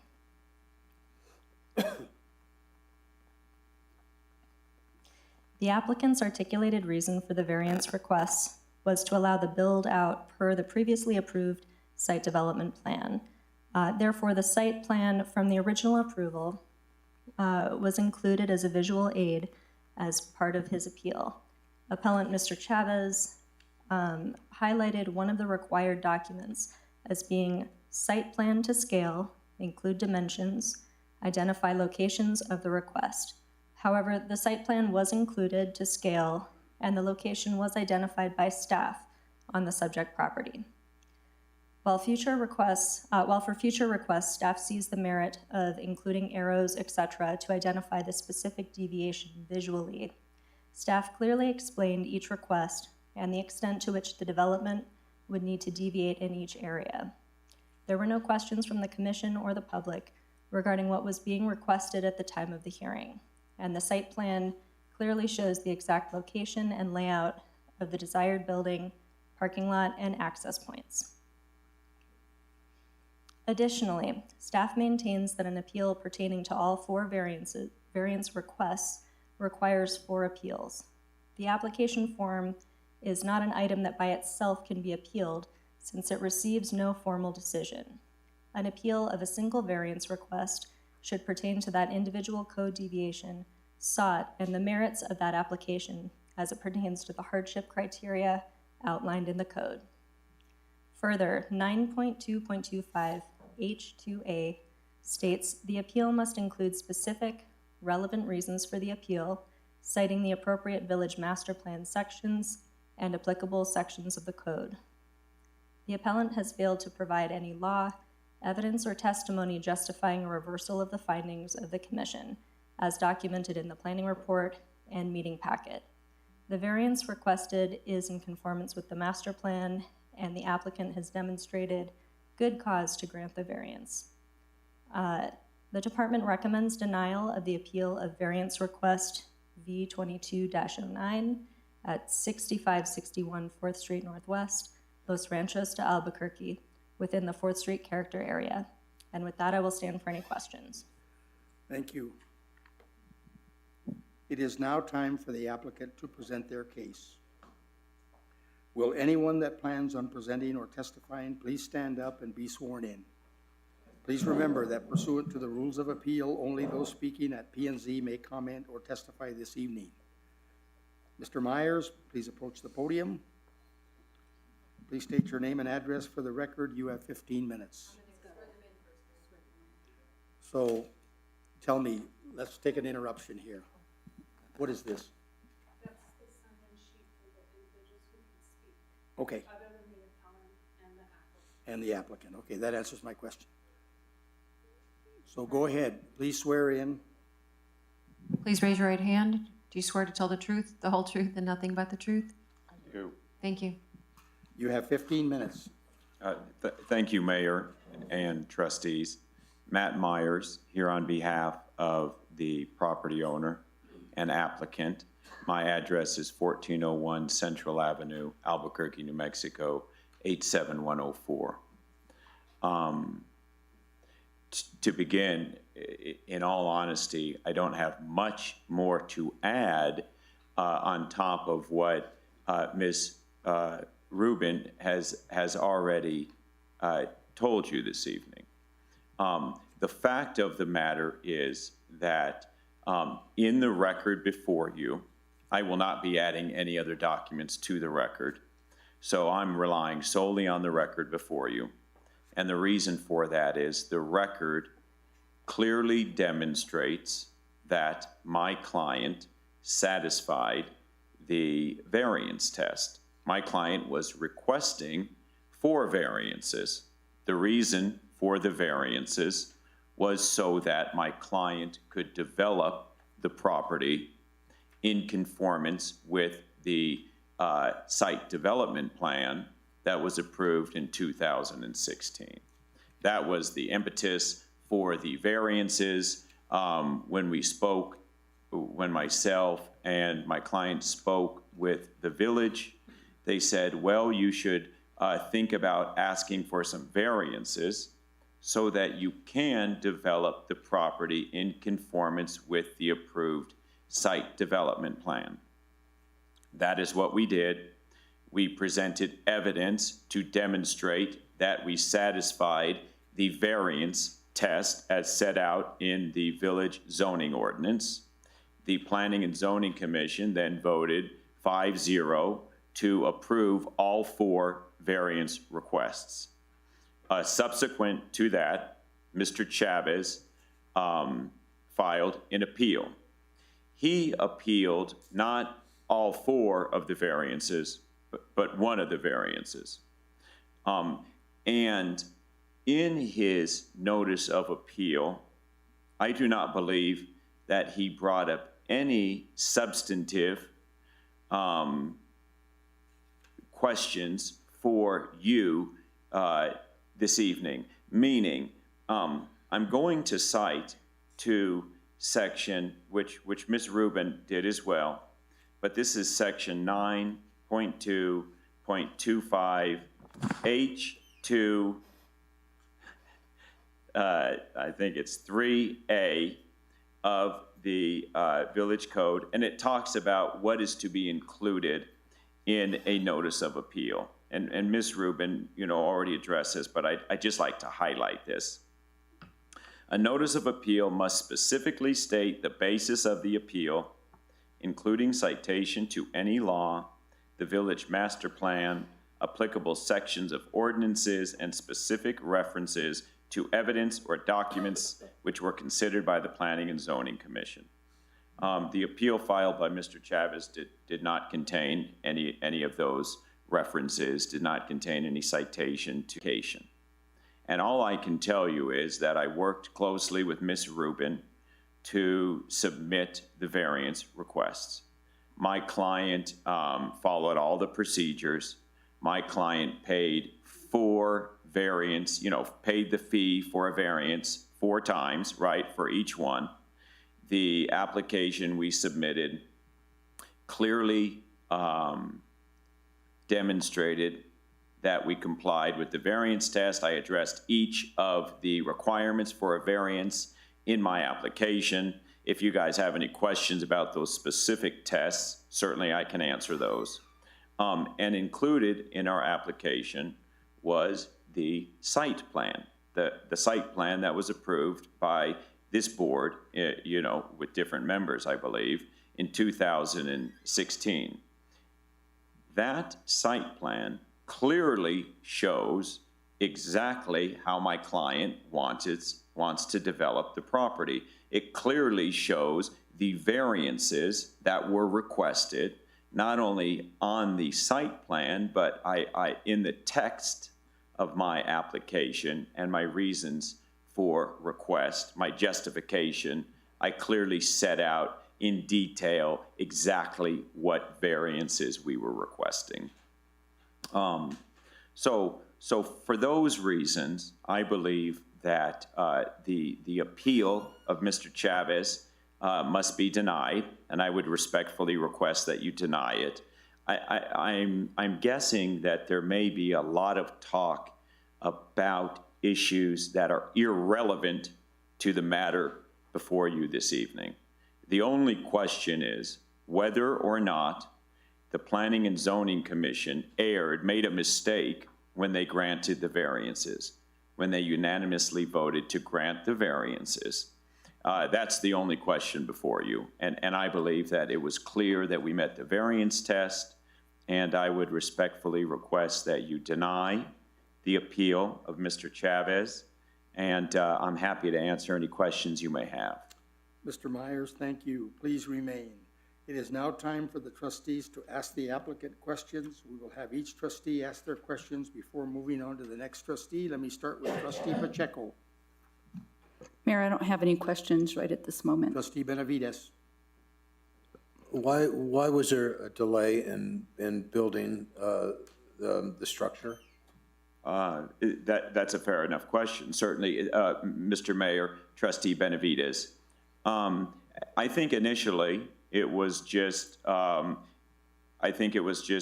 moving slowly, okay? And they were moving slowly, and then COVID. But certainly there was a period of time, right, before COVID, you know, so we can't blame it all on COVID, okay? There was some movement, I think, at one point, I think in about 2018, maybe a little sooner, 2017, where they went in and requested building permit approval. That then lapsed, okay? That then lapsed. And then they didn't go back in again until, you know, recently, which was the catalyst for the variance request. So there's not a perfect answer before the COVID delay. So one more question. I assume that you needed to go before the county for a permit as well? Correct. How did that go? Mayor, Trustee Benavides, are you talking about more recently a request for a building permit or back in like 2017? Well, if there were two different permits, please address that.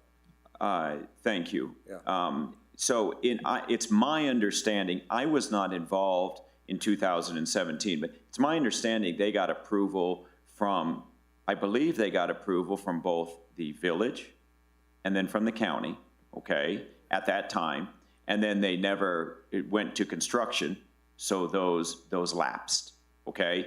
And then more recently, we came in, my guess is maybe a year ago, with almost the identical building permits, right? Because it was based on the same 2016 site development plan.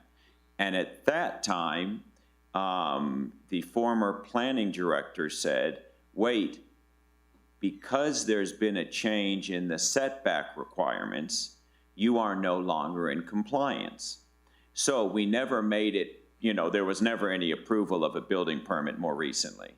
So one follow-on question, when you came back the second time to the village, were you told that your application from 2016 had expired?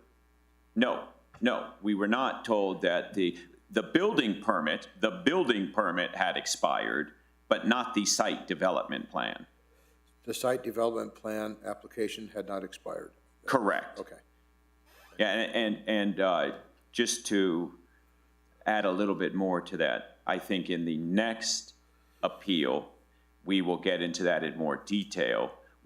And in all due respect, I think that I understand the question, but it is our position that the site development plan, just as the village indicated to us, did not expire, okay? And that there is no expiration date for site development plans pursuant to village code. Okay, thank you. Okay, Trustee George Radnovich. I don't have any questions about that. Yeah. I do have some questions about the comparisons that you made in your discussion of the site plan. Okay. And the site development plan. And I do have a question about the plans themselves. Okay. So your client did go for building permit with architectural plans and engineering plans, landscape plans I saw too, yep. Back in 2017. That's correct. And he's waiting to do that today. Correct. Okay. I do have some questions, and this may be a question for our counselor or for MEDA. I do have some questions about your recommendations and findings for this part of the project, the setback. I looked pretty closely at the building locations for the buildings directly adjacent to the subject property, both north and south. And all of those buildings are quite a bit further east, closer to 4th Street than the subject project. And I realize that it's still under appeal, but the project on the other side of the street, the project that has been so controversial, that the buildings on that project, the Village Center project, the Trailhead of Chamisal, are also closer to the street. So it does strike me that because the other buildings, both north and south of the subject property, are closer to the street, and the project that is being built at this moment on the east side of 4th Street are closer to the street and follow the new code for the Village Center, that I think the subject property doesn't really. I don't buy the argument that it is similar to the properties north and south of the subject property and project. Mayor, Trustee Radnovich, you just provided us with some information that I'm not aware is in the packet that was presented to Planning and Zoning. Can you explain how you came to understand that the properties north and south of this property are different than this property? I looked at the zone atlas, the aerial photographs that the developer and Mr. Meyer presented to the village, and I simply scaled it. I looked at the buildings that exist and then placed digitally over the subject parcel where the buildings would be on that plan right behind Mr. Meyer's. And it's substantially further to the west than the other buildings, than Gemini, than the building just south of Gemini, the Walgreens, and even the Frederico's restaurant that's directly north of this parcel. Okay, Mr. Mayor, Trustee Radnovich, I'm a little concerned that we might be steering into territory that would be considered new evidence here. And so, this is an issue that Mr. Myers would take with him ultimately if this issue is not addressed. So I think to the extent that you're proposing to introduce new evidence, I think you have to probably document what you're talking about. And I think we probably have to have a motion from the board to entertain this new evidence. When you say document, Attorney Winter, do you mean actual drawings or the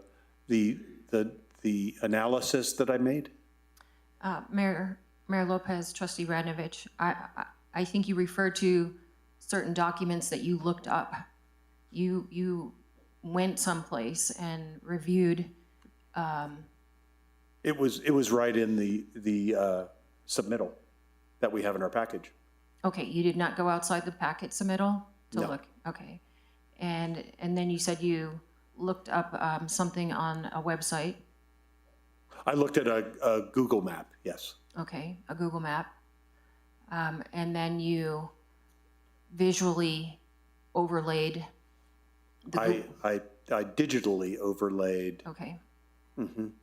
The site plan alongside of those. Okay. So I'm definitely concerned here that we are in new evidence territory. I see. And probably need a motion from the board to entertain acceptance of what trustee. Would this be an appropriate motion now, or should we allow Mr. Chavez to come forward and ask his questions and follow our process? I guess that's really where I am right now. Fair enough. I think let's hear it out, and I'm sure if Mr. Myers has concerns or objections, he'll voice them now. Okay, so therefore, it is now time, first of all, Trustee Radnovich, do you have any further questions or observations? Specifically about the setback, no. Okay. Sorry to interrupt you, Mayor. No, you go right ahead, sir. This is important. I would like to address the matter we were just discussing. You can. You still have time. All right. I think you have time. I'm a little concerned. I don't believe that that a trustee can introduce evidence, number one, okay? I don't think a trustee can introduce evidence. That would be my position, okay? I think that would be unusual. That being said, if it is in the record, well, certainly it's in the record. You know, obviously, if it's in the record, it's in the record. I fully acknowledge that. But I would be concerned if there was an introduction of evidence not in the record by a trustee, and that would just be my position. Okay. Yes, Trustee Pacheco now has a question. She's entitled to ask a question. Go right ahead. And I think this is more for our attorney.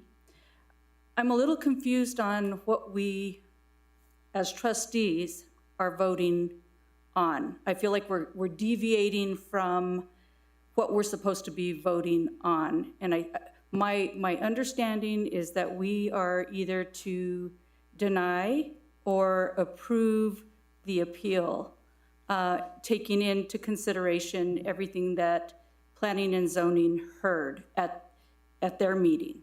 I wasn't under the impression that we were supposed to be adding more comments or asking maybe specific questions as it related to the project, but that we were supposed to be concentrating on the appeal. Mr. Mayor, Trustee Pacheco, I think you articulated it very well. You are supposed to entertain the record from below and either approve or deny the appeal.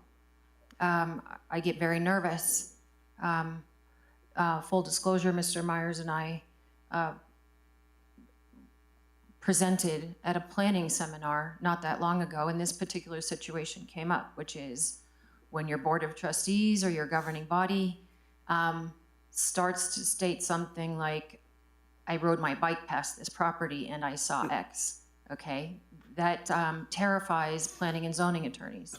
And so I was very concerned that Trustee Radnovich was venturing into that territory and wanted to clarify where he was getting his information from. Because again, if this gets appealed one more time, it's going to district court, and whatever you decide, whether you approve or deny this appeal, it has to be supported by findings and conclusions.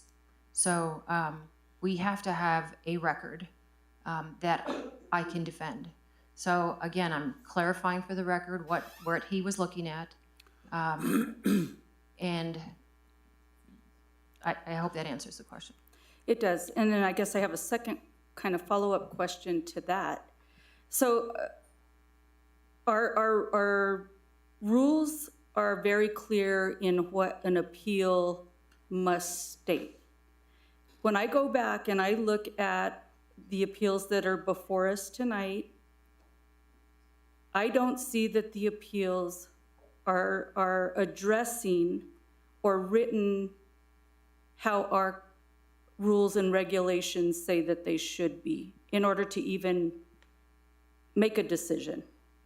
Mr. Mayor, Trustee Pacheco, I think that's what Planning Director Rubin has actually pointed out already, is that it was difficult to interpret these appeals, but they are appeals. And of course, our findings and conclusions would note exactly what you just noted, that there wasn't compliance. I also think Mr. Myers testified to that. Am I correct, thank Attorney Winter, that ultimately each trustee has to vote on this? And so once they make the vote, then it goes forward one way or another, correct? Mayor, absolutely. You vote on it just like you vote. Right. But again, this is quasi judicial, and it does require some findings to support your decision. Okay, any further questions from the governing body? So Mayor, I have a question, and this is also for Attorney Winter. And I realize everything, I agree and realize everything that Trustee Pacheco just said.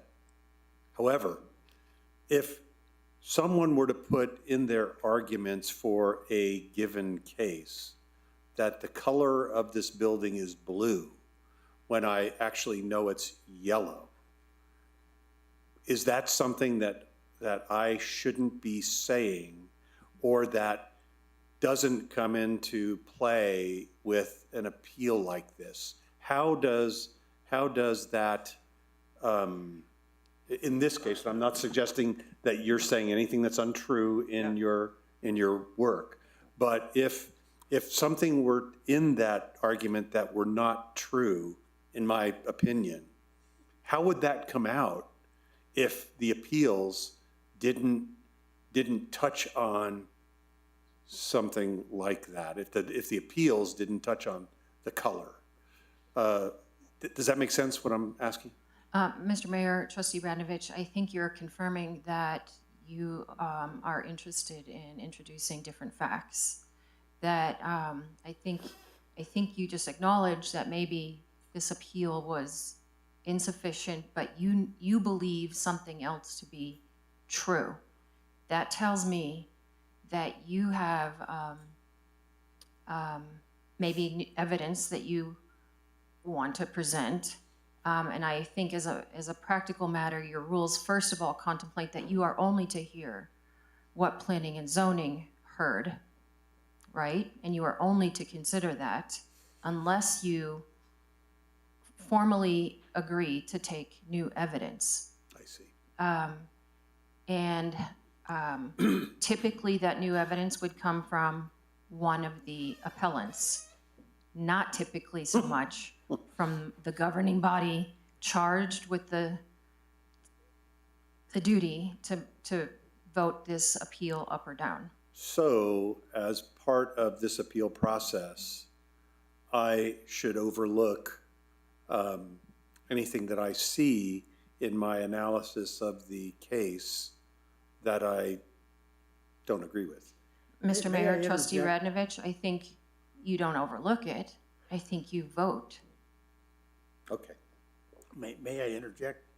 After we get through with hearing Mr. Chavez and we go through that exercise, when the motion is made, if I heard you correctly, the motion could say that you want additional evidence. And if that motion is approved by a second, then what would happen at that point?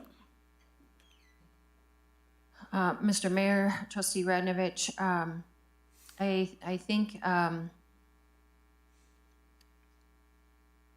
there would have to be something other than the testimony, quote, in quotes, of Trustee Radnovich to support that motion. Okay. All right? It would have to come from probably one of the appellants. Okay. So I think it's time for us to move forward unless the trustees still have any further.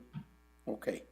So if you would be seated, I'm going to ask Mr. Ron Chavez to please approach the podium. Please state your name and address for the record. And do you have questions of the applicant? And if so, please proceed. You have no more than 15 minutes. Mr. Chavez, go ahead. Yeah. No, you have to come to the podium. Well, Yes, you are, we need you to but you have to come to the approach podium. the podium. Please. And you may stand or sit, however you want to position yourself. So state your name and address for the record. Rod Chavez, 428 Chavez Avenue. Where do we get started? I don't have any questions for him. Okay. Okay. So I need to get a table over here. A table over here and put these up. Oh, you want to put them up higher? Right. Do we have an easel, Mayor? Oh, we have an easel, I don't know where it is. Oh, yeah. Okay. Well, Mr. Chavez, before we get to that, because you will have the opportunity to present your case with all of that, I think since you didn't have any questions for Mr. Myers, it is now time for the commentators, not appellants, who spoke at the November 8th, 2022 Planning and Zoning meeting will now be given an opportunity to speak, and they have 2 minutes. So I understand Camille Varos is on this list, correct, Danielle? So I'm not up yet? Correct. Not yet, but you will be. So, Mr. Chavez, you didn't have questions, Mr. Chavez, you didn't have questions for the applicant at this time, so we're allowing other folks who had signed up to speak who may want to ask the applicant questions at this time. Right. Not you, other comment. But you will have an opportunity to present your case. Go ahead, Camille, come forward. If you would, please state your name and address for the record. You have 2 minutes for questions of the applicant.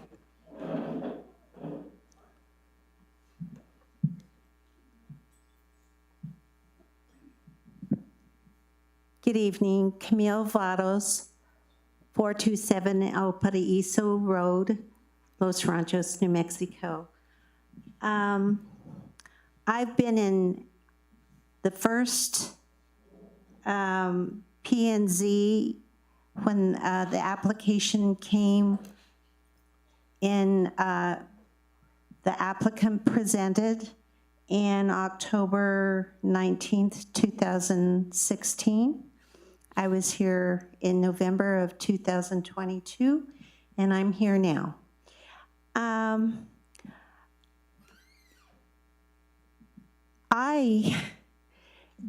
This whole thing to me seems pretty difficult in terms of whether I'm making comments or looking at the appeal. I came in and to review the file and had copies of the original site plan. And when I looked at what was available to be viewed by the trustees in your packets, these weren't in there. So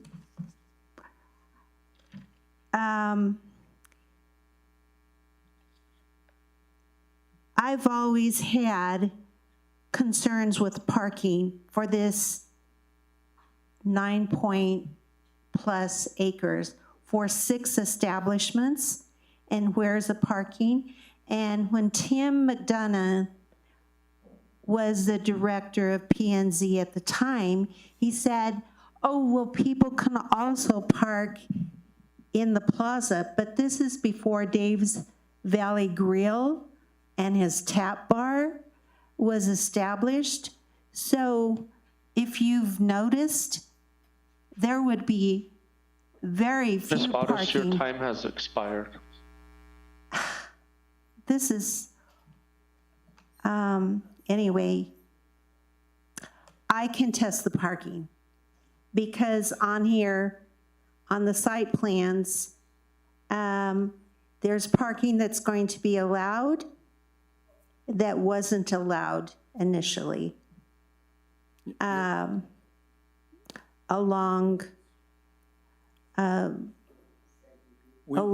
Chavez on this, the east, north side of the proposed establishments. And there was not even a question whether or not participants or customers would be able to park on Sandia View, and that's a residential area, and I hope that wouldn't be encroached upon. Thank you, Ms. Valos. Thank you. Okay. It is now time for the appellant, Mr. Chavez, to present his case. Mr. Chavez, please approach the podium, state your name and address for the record. You have 15 minutes. Ron Chavez, 428 Chavez. It starts with the application. If I can get Danielle to pull up. She's somewhere. She may be disposed. Let's give her 1 minute. In fact, I say we stand and stretch for 1 minute until. Stop the clock. Well, yes, the clock needs to be restarted completely. So she'll be all right. Yeah. What an interesting night this turned into. Yeah.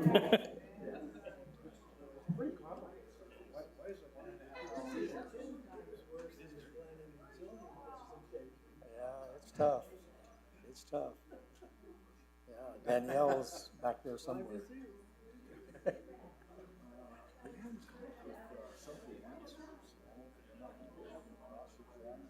Well, you were supposed to ask him questions. You were supposed to ask him questions. How are you? No. Good, thank you. Nice colors. Oh, thank you. Mother's Day gift. Trustees, you have to make your case. Make your case. There she is. Danielle, we were waiting for you. Sorry. But we gladly wait.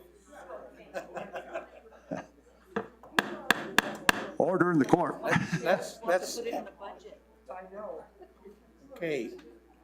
Mr. Chavez, you asked a question of Danielle. Go ahead and ask that question now. Yes, can you pull up any of the documents on the screen?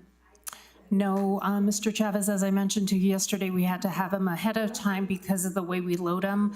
Since we're doing a hybrid, we can only do the meeting packet or have folks on Zoom, but we can't do both. So you can't pull up any of the documents? Correct. Okay, all right. Okay, so my appeal, I appeal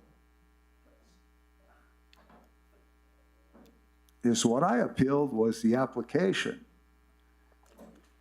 The application reads, I guess you guys have it on your laptops there? If you read this, it's variance application, singular. It's not variance applications, plural. So is what Meda and Matt did was apply for 4 variances with 1 application. So I feel that's a wrong right from the start. So if you read the instructions that are underlined, she wasn't supposed to proceed with this application unless all the documents are in place. Correct? So if you come down here to the site plan, to scale, include dimensions, identify location of request. It seems like there would be a drawing with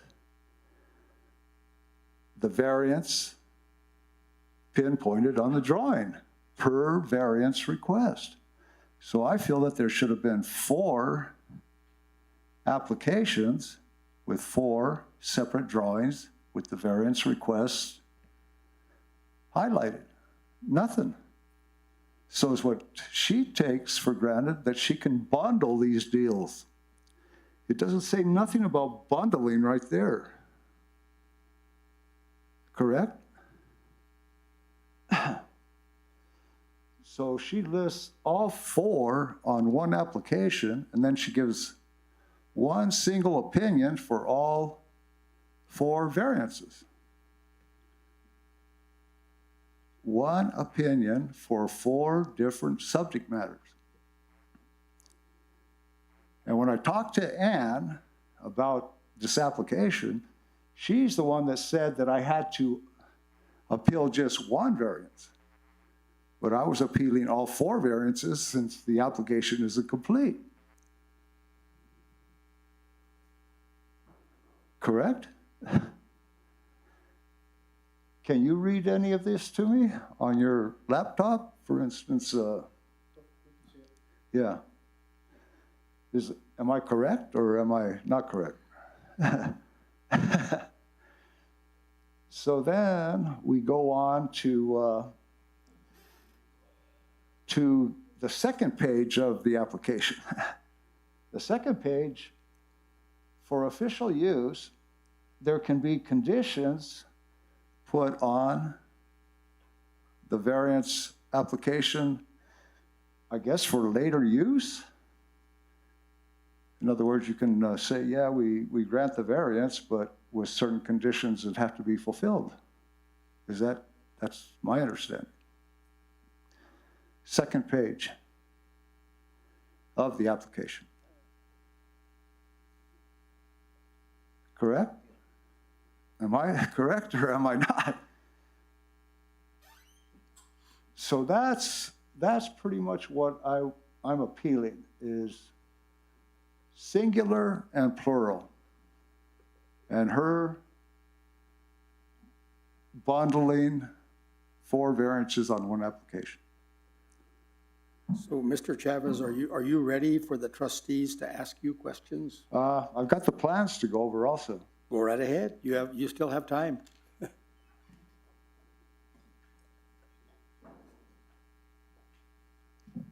Well, if you look at the plans, if she had 4 separate plans, you could pinpoint where those variances are on the drawings. But according to Matt and Maida, I can find those variances on those drawings. I can't find them, can you? Impossible. It's just a drawing to me. And on these drawings, if you notice some of the dates, I got them right here.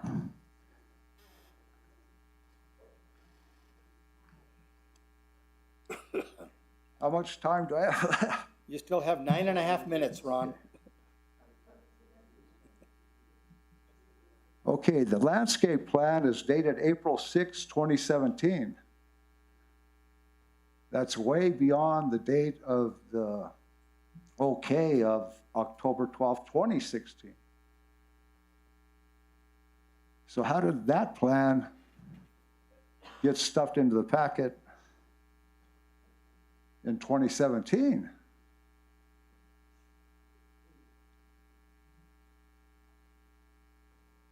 And the site plan's dated September 1st, 2016. So I think that's showing on the landscape plan that those guys took into consideration my submittal of problems with the site plan in 2016. They fixed some of those problems. So that's acknowledging that they fixed some of the problems that were still on the plate. And you're familiar with landscaping, right? Well, when it started in 2016, there were sycamores on that drawing. And the sycamores disappeared with the submittal of the 2017 plan into the plan. So if you look at the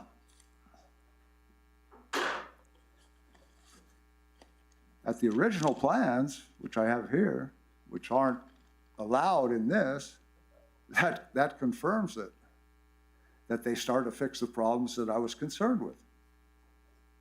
So I don't know if those problems are still on the plate or not. And I think I gave them to you, Donald. I think you can remember that. Perhaps. But Yeah. Continue with your... So I'm trying to get those problems interjected into the deal. you can I'm say- all for the project. I'm all for the variances. You're I was appealing the application. I understand. Yeah. Remember, the trustees are going to get to vote on this pretty soon. Well, I hope so. So, what are the outcomes of this? You know them. How many? There's 3. Well, we have a process. There's the denial, puts him back 6 months. There's what next? There's 3 of them. You guys know them. Oh, okay. When we get to the vote, it's approve or deny. That's what it says. That's Approve, what it deny, says. and there's one more, Don. No, well, they can defer it. They Defer actually it. could defer if they wanted to. There you go. They could do You that. can defer it back to planning and zoning, Remand is what it's actually or called. remand with the conditions on the second page of the application, right? The trustees have wide latitude in something Right. like this. Am I correct, Attorney Winter? I mean, yes, there are three. So we can be there with three, right? Three choices. Okay, so we're on the same page there. Okay, how much time left? You've got 6 minutes. It's right up there. Oh, okay, all right. And I guess that's about what I got to say. Well, then, please remain, Ron. Okay. It is now time for the trustees to ask the appellant questions. We will have each trustee ask their questions before moving on to the next trustee. Trustee Pacheco. I'm still trying to kind of formulate my question if I have one, so I think I'm going to allow the other trustees to move forward. Okay. Thank you. Trustee Benavides. All right, I mean, it appears that the argument is about a technicality, the application. And if I heard you correctly, you don't really have a problem with the variances? You want to see a proper application, is that? Well, I think it was that third choice that I just talked to you about, going that direction. So Where- the third where choice some would of be the to pro- defer it, and then we do Where this. some of the problems that were left on the plate in 2016 can be addressed.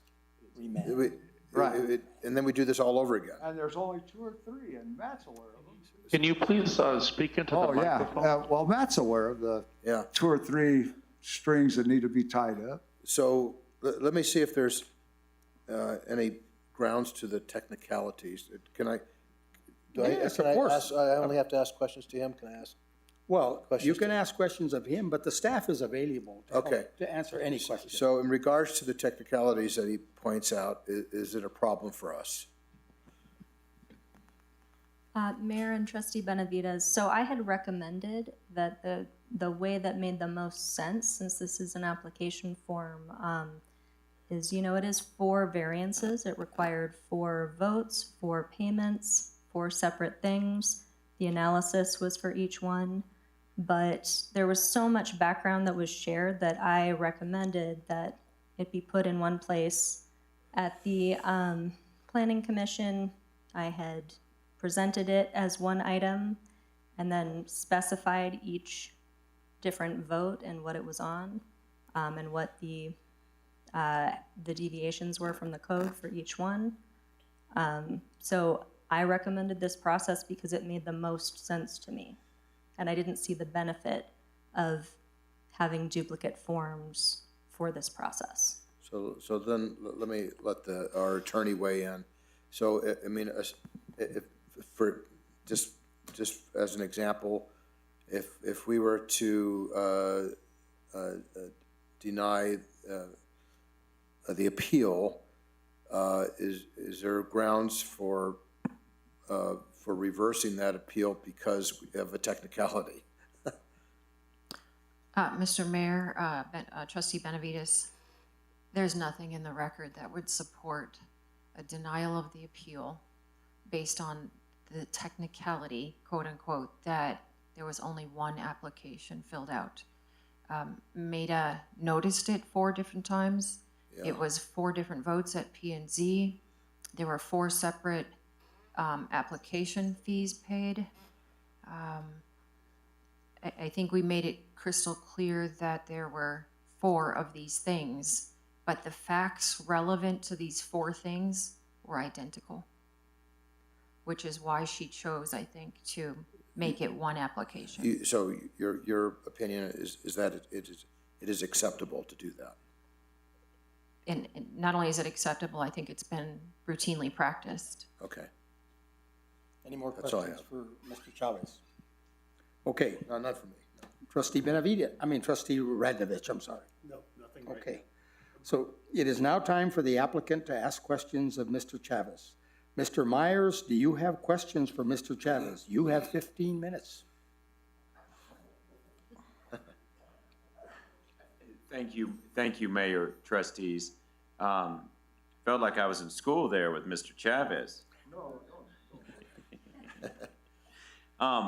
But Mr. Chavez, just one question. Do I ask him directly? Yes, you do. Okay, you said, so do you have any concerns regarding the substance of the variances? Do you have any concerns regarding the substance of the variances other than just the application technicality? Matt, it's mostly you guys messing up on the application. That's my main concern. But it's the site plan also, since there's no really finished floor elevations to consider. There's a lot missing there. I was around plans all my life, and like I think they admitted, you can't pick out those variances on those drawings right there. It's just impossible. I can't find them. Okay, that's my only question. Thank you, Ron. Okay. Thank you, Okay. Mr. Chavez. Thank So you. now, at this point, Mr. Myers, you now have 5 minutes for your rebuttal. Thank you again, Mayor, trustees. I'll keep this brief. I think just as the planning staff has made clear, there is no reason to grant the appeal. There are plenty of reasons to deny the appeal. There was no substantive arguments made to provide you with evidence to overturn the variance that was granted. We then respectfully request that you deny the appeal. Thank you. Okay. This concludes all testimony for the appeal made by Mr. Ron Chavez. The floor is now closed for comment. Before we get to discussion or final discussion from the governing body, I need a motion to approve or deny the appeal of V22-09.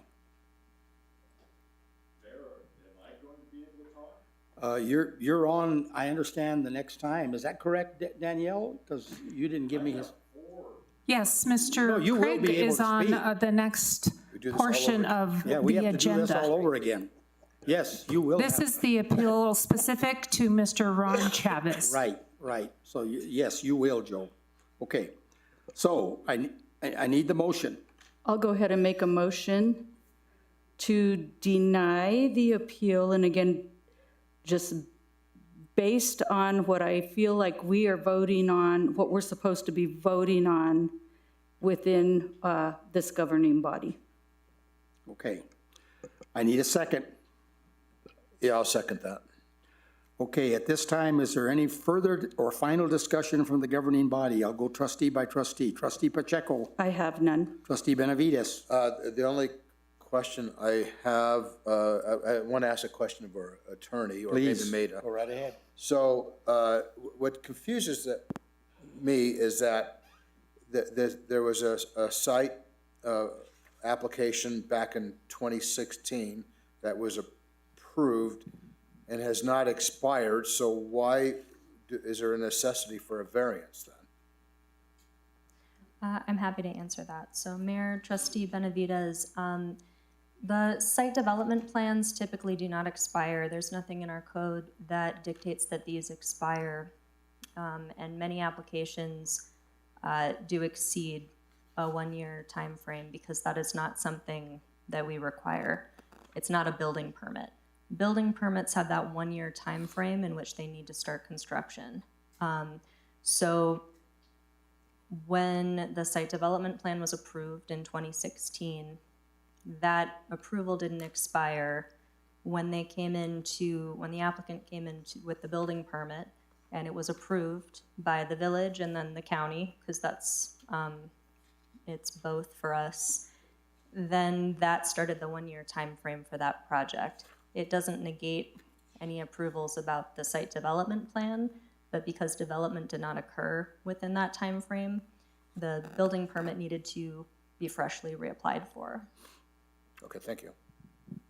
Mr. Mayor, Trustee Yes. Benavides, a little, because I'm so entrenched in the history now of the VC zone, What happened was that this project was approved prior to the 2016 Planning and Zoning Commission revisions to the VC zone.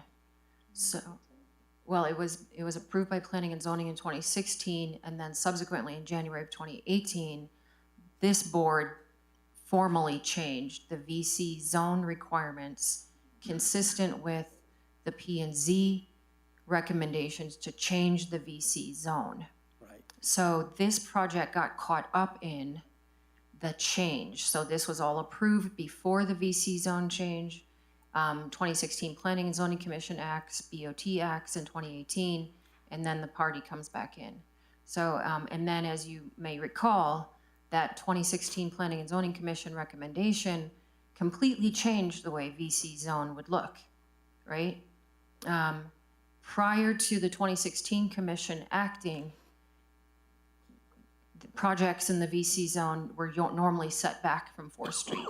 After the 2016 PC zone recommendation or commission recommendations and the BOT change in 2018, they encouraged street front development on 4th Street. I get all that. I know things change, but, you know, we've been faced with moratoriums as of late, and those people that had their applications in are not subject to the moratoriums or other additional changes, but somehow this one is subject to it. It does confuse me somewhat. Any further questions, Trustee Benavides? No, that's all. Trustee Radnovich? I just have a question again for Maida and our attorney. If we remand this case, would it go back to Planning and Zoning for their review? Mayor, trustee, yes, but you would have to tell them what you think is, needs further review. And we would tell them through our motion? I think There's you, already a motion. I think and a you would second. have to. If there were a second motion, A trustee or the second would have to remove their motion and or second for a new motion to be reintroduced. So we have a motion and a second. Continue with your questions, Trustee Radnovich. That's my only question, Mayor. Okay. Therefore, I'm going to call for the question. Call for the roll call vote. Trustee Pacheco? Yes. Trustee Benavides? Yes. Trustee Radnovich? No. Motion carries 2-1. We're going to now move to C, appeal, and there's 4 of these, so there's quite a bit that I have to read before we get into it. Appeal of V22-09, an appeal of the November 8, 2022 Village of Los Ranchos Planning and Zoning Commission approval of a request by Fourth and Chavez LLC for a variance from 9.2.14, parentheses D, parentheses 3, parentheses C, requiring a front setback of no more than 12 feet for properties not in the project area abutting C1 or VC property. Within the VC zone in the 4th Street character area, the property is located at 6561 4th Street Northwest, Los Ranchos de Albuquerque, and is legally known as Lot A, Tract 41G, MRGCD, map number 29, Elena Gallegos grant, projected sections 28 and 29, Township 11 North, Range 3 East, New Mexico Principal Meridian. The property contains .9053 acres more or less. D, appeal of V22-10, an appeal of the November 8, 2022 Village of Los Ranchos Planning and Zoning Commission approval of a request by Fourth and Chavez LLC for a variance from section 9.2.14, parentheses E, parentheses 3, requiring that lots that face 4th Street shall have buildings along a minimum of 50% of the property line setback adjacent to the 4th Street. The project zone is Zone VC and is in the 4th Street character area. The property is located at 6561 4th Street Northwest, Los Ranchos de Albuquerque, and is legally known as Lot A, Tract 41G, MRGCD map number 29, Elena Gallegos grant, projected sections 28 and 29, Township 11 North, Range 3 East, New Mexico Principal Meridian. The property contains .9053 acres. E, appeal of V22-11. An appeal of the November 8, 2022 Village of Los Ranchos Planning and Zoning Commission approval of a request by Fourth and Chavez LLC for a variance from section 9.2.1.18, parentheses E, parentheses 3, requiring parking spaces shall have a minimum of 9 feet in width by 20 feet in length, except for ADA designated spaces. Parking spaces may be reduced to 18 feet in length if there are parking bumpers installed that allow for a 2-foot vehicle overhang. In no instance shall a vehicle overhand a parking bumper whereby pedestrian traffic will be impeded. The property is zoned VC and is in the 4th Street character area. The property is located at 6561 4th Street Northwest, Los Ranchos de Albuquerque, and is legally known as Lot A, Tract 41G, MRGCD, map number 29. Elena Gallegos Grant, projected sections 28 and 29, Township 11 North, Range C East, New Mexico Principal Meridian. The property contains .9053 acres, more or less. Appeal of V22-12. An appeal of the November 8, 2022 Village of Los Ranchos Planning and Zoning Commission approval of a request by Fourth and Chavez LLC for a variance from section 9.2.14, parentheses F, parentheses 1, requiring accepting for areas within the project area parking may be permitted at the side of a building, but may not be located between the front of the building and the public sidewalk. The property is zoned VC and is in the 4th Street character area. The property is located at 6561 4th Street Northwest, Los Ranchos de Albuquerque, and is legally known as Lot A, Tract 41G, MRGCD map number 29, Elena Gallegos Grant, projected sections 28 and 29, Township 11 North, Range 3 East, New Mexico Principal Meridian. Property contains .9053 acres, more or less. Director Rubin, please present the appeals. Thank you, Mayor and trustees. I'm also going to be doing some reading, so please bear with me. I will present these 4 items together as they are interrelated, but they will require separate votes. The items before you are appeals for variance requests V22-09, V22-10, V22-11, and V22-12, made by Fourth and Chavez LLC at 6561 4th Street Northwest, Los Ranchos de Albuquerque. The case history for these items is identical to the previous appeal, so I'll summarize very briefly. The Board of Trustees approved a site development plan for a commercial building on the subject property in 2016. The property was zoned VC at the time of this approval. In 2018, the board adopted changes to the VC zone that rendered the approved site development plan non-compliant in 4 areas, as explained in the planning report PZ 22-42. The village recommended the variance process so that the Planning Commission and members of the public could formally review these items. The result was 4 variance applications to unique code criteria presented to the Planning Commission on November 8, 2022. Each variance was approved by a separate vote of 5-0. On November 18, 2022, the village received an appeal in the form of a single letter from appellant Joe Craig to the 4 variance approvals. Staff has attempted to identify the main points of concern expressed in the appeal letter to be as follows, which I will respond to one by one. 1, the approved site development plan does not comply with the current zoning requirements and therefore should not have been eligible for the variance process. In response, due to the significant planning and approval process undergone in 2016, staff felt the variance process would be the most appropriate way to consider whether the development, as previously approved, is still appropriate for this site and whether variances to the code would warrant approval. Hardship criteria 3 in 9.2.25 E7B states that a variance may be granted if the parcel is irregular or unusually narrow in shape and the condition existed when provisions were adopted, or was created by natural force or government action for which no compensation was paid. Due to the government action of the change in VC zoning requirements, the site development requirements change after the site development plan was approved. Additionally, as noted in Planning Report PZ 22-42, the applicant's site development plan maintains the current street alignment, thus keeping the corridor visually cohesive. Therefore, staff led the applicant through the variance process so that the areas where the development now deviated from the code requirements could be vetted by the Planning and Zoning Commission and brought to the public for input.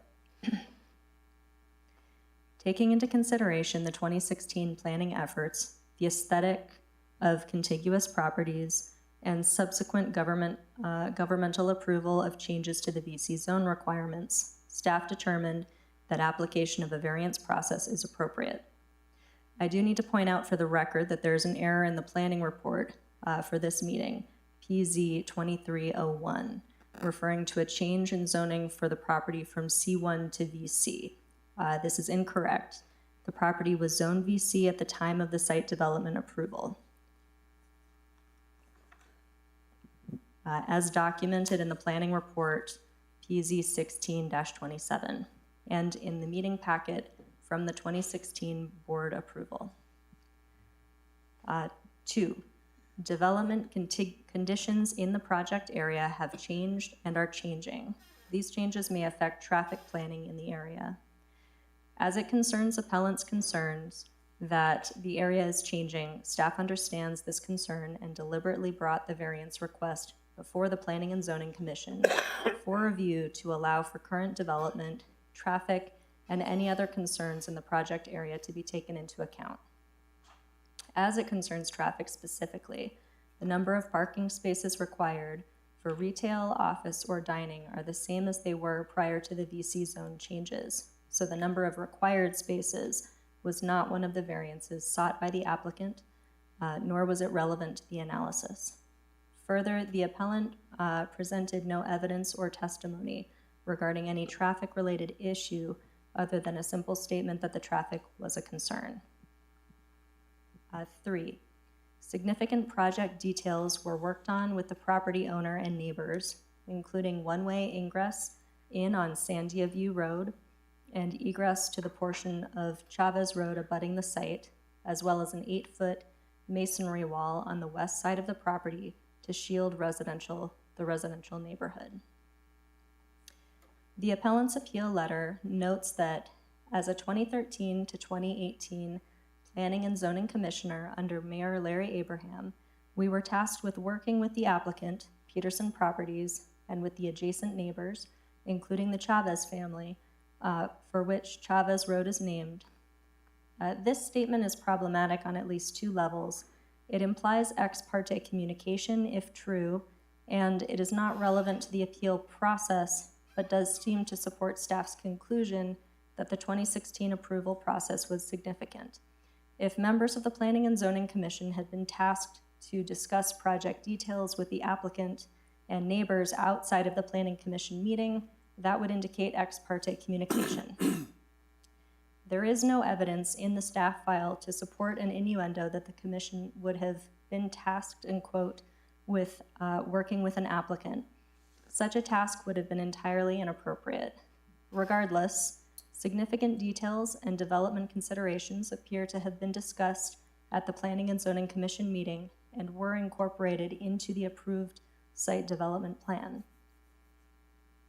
Project details, including a 6-foot CMU wall and a landscaping buffer on the west side of the property, and one-way ingress from Sandia View Road and egress onto Chavez Road, are included on the approved site development plan. 4, the approval of SDP 1601 should have only been good for 1 year per 9.2.25I void permits.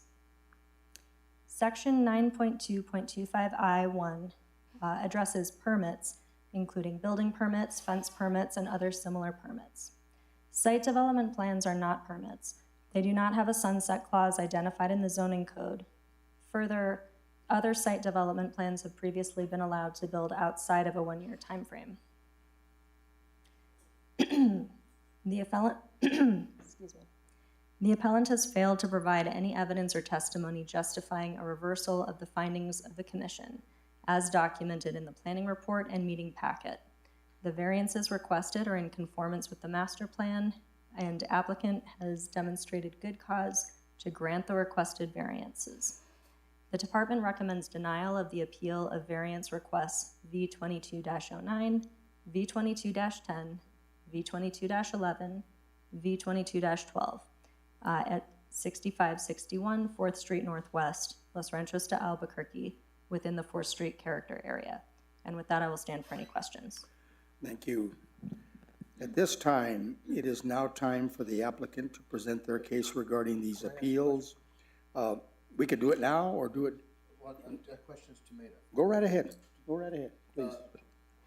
Yes, Director Rubin. So the site development plan, is that, when that is submitted, is that the proper time to examine the plan for compliance to setbacks? Is that when that happens, or does it happen at the construction, or both times? Both times, Mayor and Trustee Benavides. So setbacks are considered and important to the approval of a site development plan that is in compliance with our code requirements. So a staff member would hopefully not be recommending approval of a site development plan with setbacks that do not comply with the code. At the building permit stage, staff are looking back at that previous approval, any conditions of the approval. So the site development plan dictates a lot about what is built, and we look to see that the building is being built to the plan. In addition, just like my predecessor noted, if the plan is out of code compliance, that's when we press pause again, because we are looking at the setbacks, for example. Okay, thank you. Okay. It is now time for the applicant to present their case regarding these appeals. Mr. Myers, please approach the podium, state your name and address for the record. You have 15 minutes. Thank you, Mayor, trustees. Again, Matt Myers, 1401 Central Avenue, Albuquerque, New Mexico, 87104. Again, I'm here on behalf of the applicant, Fourth and Chavez LLC. Because of the nature that this is a separate matters, I think I'll very briefly just make sure the record supports what I'm saying here and what I've said previously, but for this matter specifically. I would like to once again agree with the findings and the recommendation from the Planning Director Rubin. I agree with her recommendation, and I believe that in this case, as in the previous case, there was nothing in the appeal filed by Mr. Craig that would specifically, there was no evidence, there was no citation to ordinance, code, master plan that would specifically allow you, the Board of Trustees, to overturn the 4 variances that were granted by the Planning and Zoning Commission. To say that another way, before the Planning and Zoning Commission, we provided evidence to support our request for the 4 variances. We justified the 4 variances. We satisfied the variance test set out in the village code. The Planning and Zoning Commission voted unanimously to grant the 4 variances. At that time, Mr. Craig then, subsequent to those approvals, Mr. Craig appealed the granting of the 4 variances. In his appeal, Mr. Craig does not address the substantive variance test, the variance test, which is what is at question here? Whether or not we met and satisfied the variance test. That was not addressed by Mr. Craig in his appeal. Therefore, I think just as a matter of law, you have to deny the appeal. We'd respectfully request that. That said, I would like to address a few of the items brought up in Mr. Craig's appeal, although I truly believe they're irrelevant and they do not go directly to the question of whether or not the variances were appropriately granted. He brings up the one issue that he does cite to Village Code is the question of whether or not the site development plan expired. Director Rubin has addressed that. It is not a permit as contemplated by the village ordinance. Accordingly, there is no sunset. It does not become void after a certain period of time. And I think that is supported by the plain language of the village ordinance, which says permits shall expire after 1 year. We're talking about a site development plan.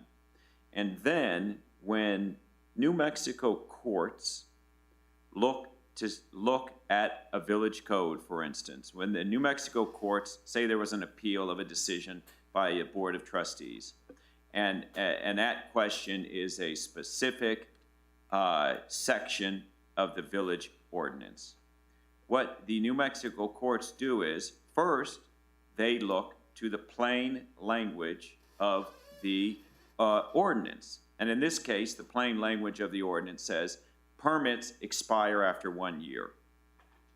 This is a site development plan.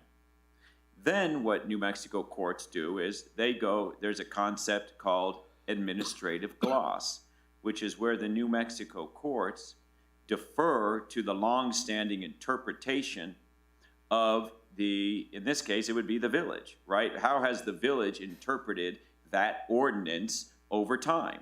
And you heard from Director Rubin that the village has taken the position that site development plans do not expire, and it's not subject to that 1 year voiding. I think that's, again, a little irrelevant, but I want to address it because I think it's important, just to put that in its place.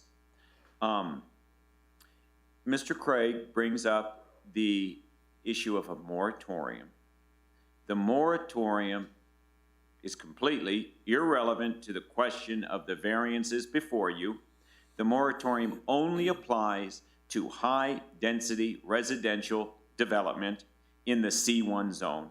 We are VC zoned. We are a commercial development. It does not apply. It's irrelevant. And I think maybe Mr. Craig brings up the issue of traffic. And certainly, my client owns a fair share of property in this area. He too is concerned about traffic, okay? He too is concerned about traffic. But this development meets all the parking requirements, okay? It meets the parking requirements. And the only issue here before you is the issue of the variances. I believe and we respectfully request that you deny the variance requests for the matters set out herein, and I'm happy to answer any questions. Thank you. Please remain. It is now time for the trustees to ask the applicant questions. We will have each trustee ask their questions before moving on to the next trustee. Trustee Pacheco. I have none. Trustee Benavidez. I have none. Trustee Radnovich. I don't have any at this time. Now, it is now time for the appellant to ask his questions of Mr. Myers. Mr. Joe Craig, please approach the podium, state your name and address for the record. You have 15 minutes to ask your questions.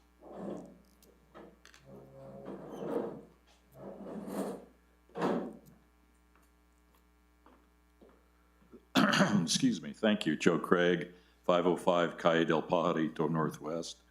I was a planning and zoning commissioner, during this time. We worked on this project. I swore an oath at that time to uphold the Constitution and the laws of New Mexico and the laws of the Village of Los Ranchos. I still feel bound by that. I have a very big problem with Ms. Rubin questioning my veracity, although I like that word, but I'm questioning her veracity. The base in this was approved as a C1 project. It was not approved as a VC project. The VC came in after that. We worked on that in planning and zoning. You cannot take a C1 project and put VC variances on it and reapprove it. Let me go on. I'll go on with this.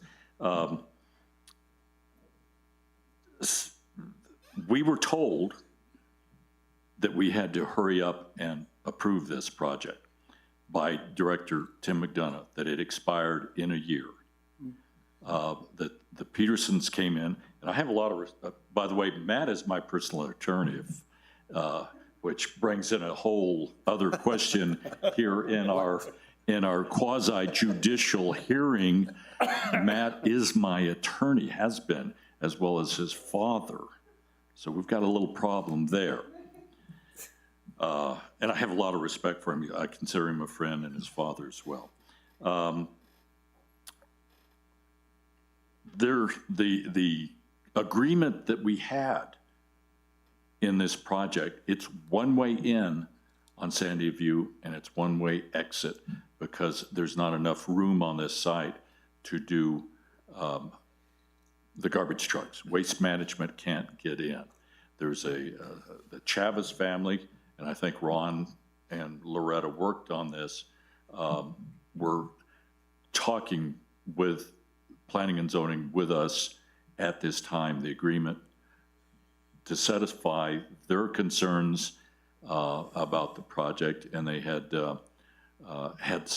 quite a few of them because their mother, God bless her, lived next door, was with these agreements. So these, if they are ex parte, were included in our planning and zoning conversations. We approved it in 2016. I believe we approved the Village Center in 2018. So this could not have been a Village Center property. There's a substantial amount of Village Center property that have been extended from the original site. I have filed an IPRA with Danielle. Danielle does not have any of the paperwork stating that went out to the residents for expansion of the Village Center site. There's nothing. Your records are destroyed after 3 years, which I find unacceptable. There are the Village Center was our Village Center, it's something else now, but it goes all the way up 4th. It goes down Chavez. It goes down a number of other ways. The other concern I have is this one-way egress into on Sandia View Road. You as trustees have approved a major traffic study that I think is in your report tonight. I don't know how we would take this odd parcel that's going in onto the odd little Chavez Road and not incorporate that into a traffic study. We're creating a mess. I mean, it's a mess now. And the Petersons have been good. They allowed a cut through their property that was only short term. That was 20 years ago. So we are now trying to figure out what the hell to do with Chavez and Osuna and 4th Street. It's going to take serious money. I'm guessing 30 million bucks. I'm hearing from a planner about 70 million.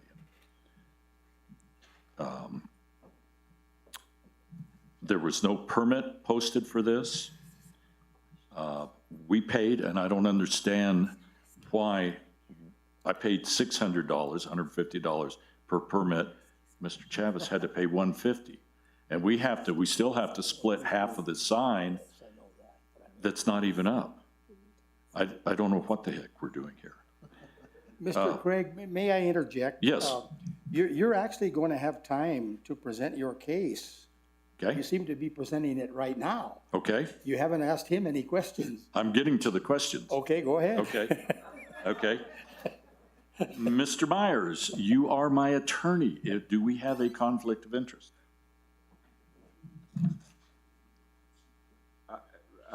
Mr. Craig, no, I do not believe we have a conflict of interest.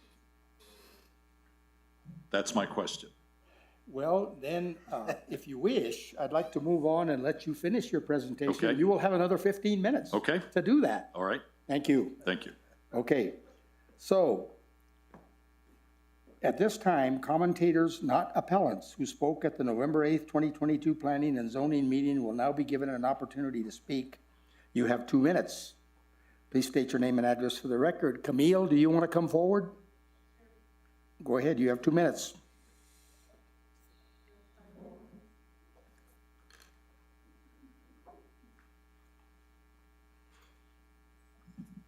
Camille Vados, 427 El Paraíso Road, Los Ranchos, New Mexico. Looking at these variances or considering them for this project that was approved and considered in 2016, I think there's a lot of variations and changes that have occurred. Therefore, there should be a separate application, and procedures need to be honored and considered, not just voting to be voting. Yes, let's approve this. We do have, we're our own municipality. We have, you are governing boards of trustees, and I would hope that you would consider, you know, where all this is. There's parking, there's setbacks, there's, you know, it's almost like starting all over again. 6 years has passed, and with different considerations, and I think those different considerations from zoning from C1 to VC is huge. And I think those need to be considered and not just vote to be voting to get it passed. Thank you. Okay. It is now time for Mr. Craig to present his case. Please come forward, Mr. Craig. You have 15 minutes.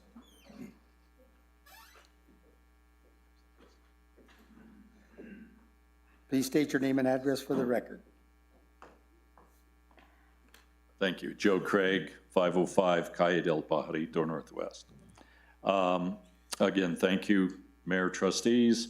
Bottom line, this is a C1 project. It was approved as a C1 project in 2016. You cannot do variances for, as they call it, a VC. It has never been a VC project. It may be, it may have expanded into that area, but you cannot do variances on a C1. That we have a moratorium on our C1 projects. This is a high density, it's part of our high density project in the village, in a village center zone, but it has not been approved by it. Now, when we as planning and zoning officials, commissioners, worked on this and approved, we were told by Director Tim McDonough that this would expire in a year. And the reason for this is that the Petersons wanted to get it in under before we approved the village center, because there were going to be substantial changes. We worked very hard to change this. We worked very hard with the Chavez family. If there's substantial ex parte discussion, particularly on the traffic and the sound for Mrs. Chavez. Again, we've got a moratorium. You have a traffic study.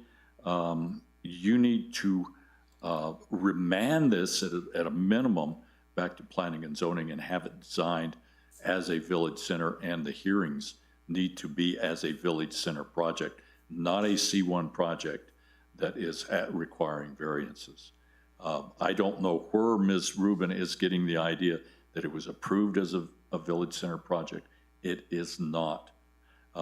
We approve, in fact, I don't know even how the landscaping got changed. We approved a specific set of trees in there in our 2016, and I was on planning and zoning till 2018, and nothing came to us. This is up to you. You are our trustees. We put our trust in you. This is, as we said, a quasi-judicial hearing. This is important, and you're setting, I believe, some precedents here if we allow this. That's a travesty, really, of C1 for whatever reasons that the planning director wants to put a variance on. We cannot do this. I'm not having a problem with the project with Peterson's or with Matt. I'm having a problem with our process and the way we're doing this. So, thank you. So, Mr. Craig, please remain. It is now time for the trustees to ask the appellant questions. We will have each trustee ask their questions before moving on to the next trustee. Trustee Pacheco. I do not have any at this time. Trustee Benavides. Let's see. So there is a moratorium on C1. However, it's my understanding that all applications that were submitted prior to the moratorium are not affected by the moratorium. Let me ask the attorney if that's correct. Ms. Winter. Vitas, that is correct, but this is a village center zone. No, so I get that, and Yeah. there's no moratorium on the village center zone. Right. But go ahead, I'm sorry, I probably stopped you. Just a clarification for the record. We have in front of us the August 31st, 2016 report number PZ 16-27, file SDP 16-01. The original planning report on this property from 2016. And it clearly indicates that it's a new commercial development in the village center zone, completely surrounded by village center zone. So That'd be impossible because we didn't approve it till 2018. no, the village center zone existed for years before it was amended in 2016 and 2018. And someone has changed that. But we have the whole packet indicating that this was approved by the 2016 P&Z as a village center project. So it's your position that it was in the village center zone in 2016. All right, and okay, thanks. And that's incorrect. Okay, so now let's move on to Trustee Radnovich.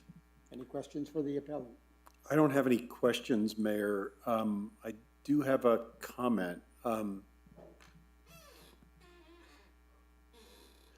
I think there are some issues with the variance that I'd like to send back to the Planning and Zoning Commission to consider. I don't know that I have support to do that with our Board of Trustees, but I guess I do have a question for either Maida or for you, Nan. Go ahead. The only way, and I'm going to ask it again, the only way that we get the Planning and Zoning Commission to reconsider these cases is to remand them at this point, correct? Nan can elaborate on this, but correct, and they would need to be told what they're there to look at and consider. Is that correct, Nan? Okay, well, I would, I guess I would like them to consider the setback requirement specifically. And I tried to do that the first time and I didn't quite get it right. So I would like to have them consider that specific thing. Another comment that I have is one of the reasons that the Village Center zone was requiring parking either to the side of buildings or behind buildings was to create a more intimate and more walkable and pedestrian space. By approving a parking lot in front of the buildings, it flies in the face of what that whole Village Center zone was trying to do. So are there conditions that we can place on this, or actually, let me rephrase that. Are there other questions that I can ask the P&Z to consider? One is, for instance, can we ask them to consider putting a wall between the parking and the street so that cars would not be as evident on the front of on the east perimeter of the space to kind of buffer the condition of having a parking lot in front of that building to try to screen that parking. Do you have any questions of Mr. Craig? I do not. The parking's in the rear. No. Did it change? It's right behind you. I see. Yeah, It's in the- 4th Street is on the right side. No. So I don't have any questions. I'm Then making more of a... Then this has changed from what we approved, because the parking was in the rear with the building up against 4th Street. And it's complete, this is completely opposite from what we approved. Well, let's move on here. Okay. It is now time for the applicant to ask questions of Mr. Craig. Mr. Myers, you have 15 minutes. Thank you, Mayor, trustees. I don't have any questions of Mr. Craig at this time. Okay, so you now have 5 minutes for your rebuttal, Mr. Myers. Thank you, Mayor. Thank you, Mayor, trustees. I think I will just go back again. I don't believe that Mr. Craig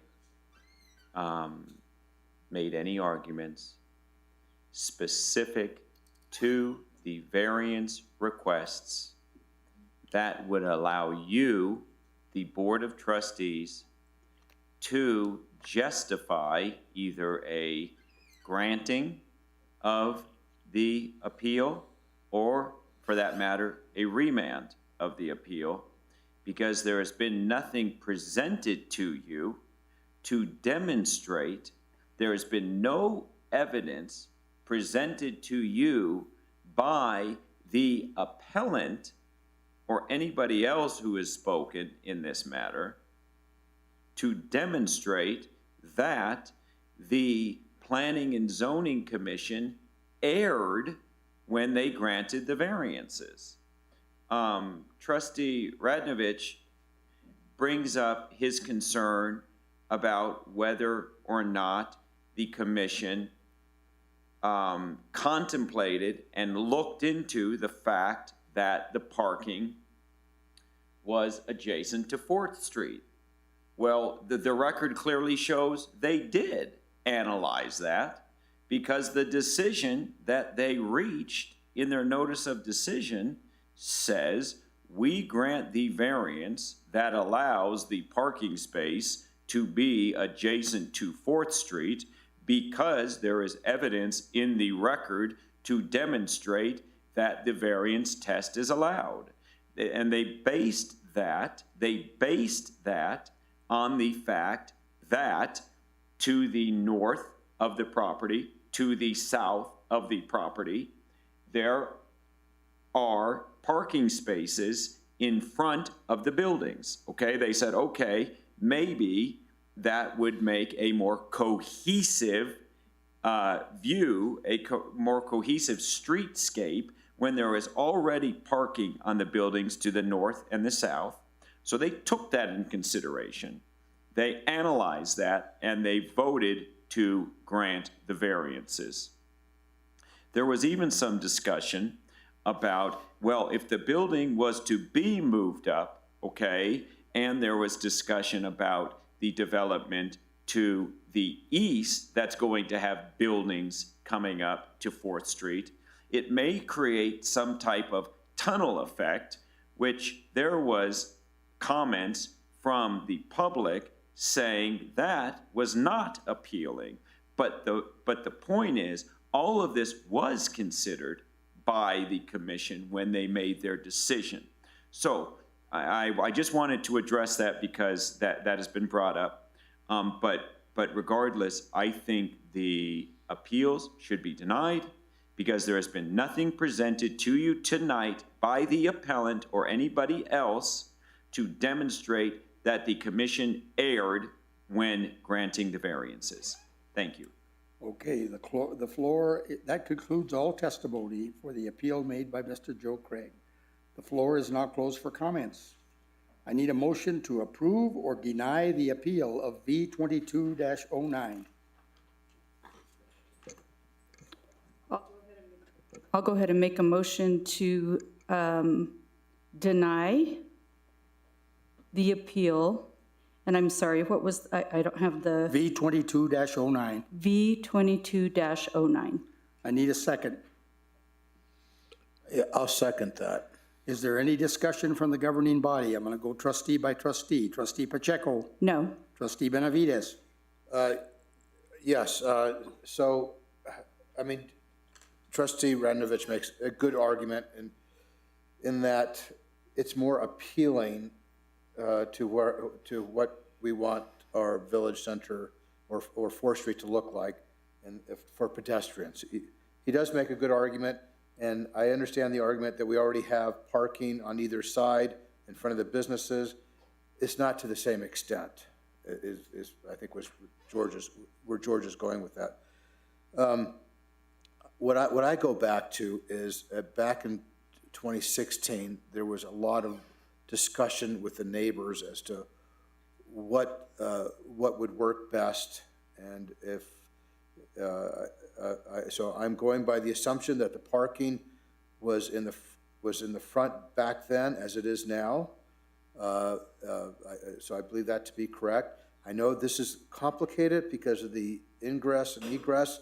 It's just it doesn't lend itself to a whole lot of other opportunities for doing that. And I believe that somebody struggled with how to lay this out to solve all those problems with the neighbors and the ingress and egress back then. And I just feel it's too dangerous to try to redesign this at this point in time and unfair. Thanks. Trustee Radnovich. No questions.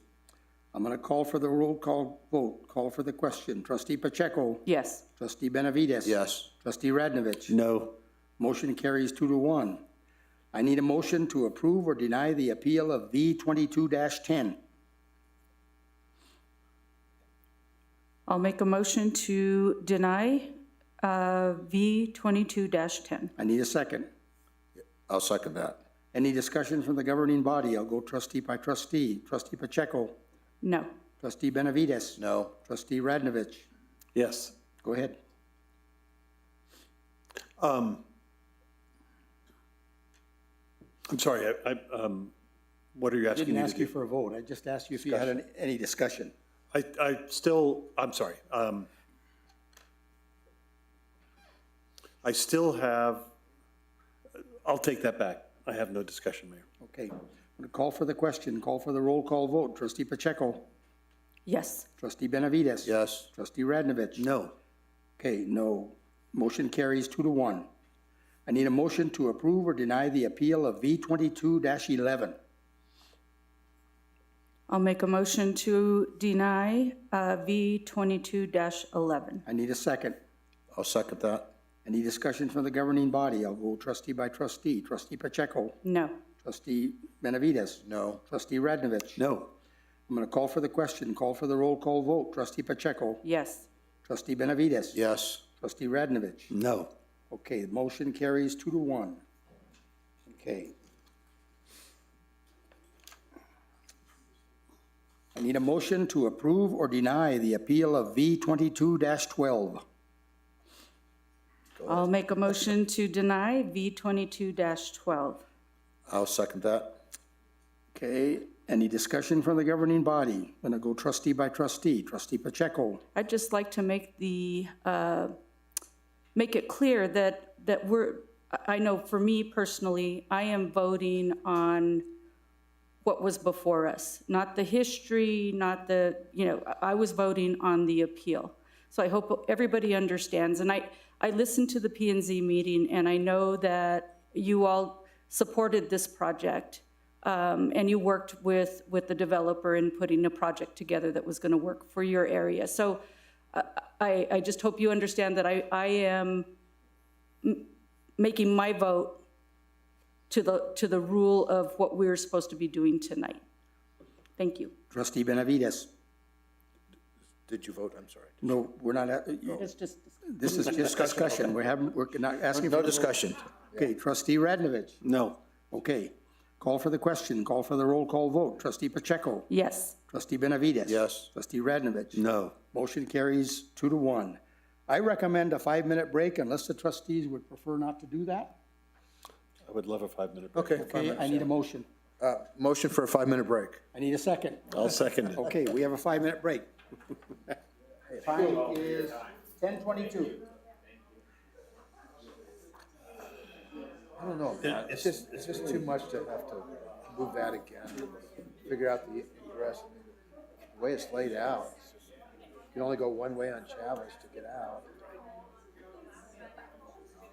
I don't know, to relitigate that all over. It's really, excuse my French, that this is gonna happen, because it's not working.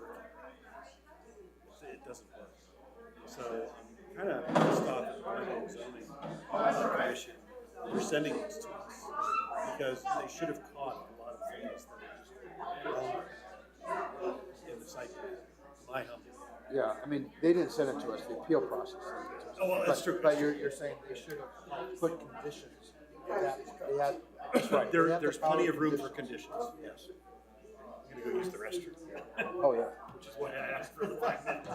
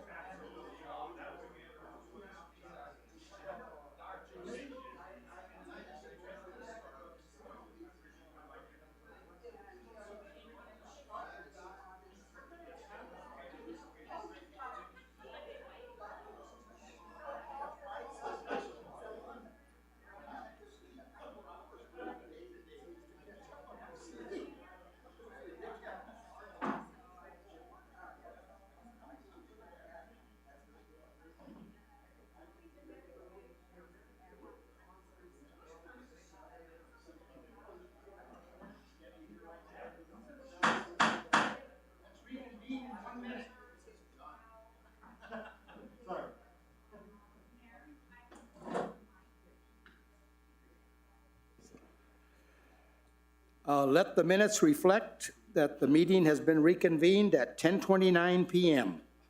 Item 11 is unfinished business. Discussion, consideration, and approval of the governing body regular meeting day and time for calendar year 2023. This was deferred from December 2022. In the calendar, in your packet, it shows the meeting date as the third Wednesday of the month. But if the governing body prefers to stay with the second Wednesday of the month, I need a motion to do that. I'm going to make a motion to stay with the second Wednesday of the month, and I have my reasons for doing that, and I don't know if you want to hear those now, or if we can discuss those Well, once we're going to we discuss them in a go through. moment. I need a Okay. motion in a second. Okay, I need a second.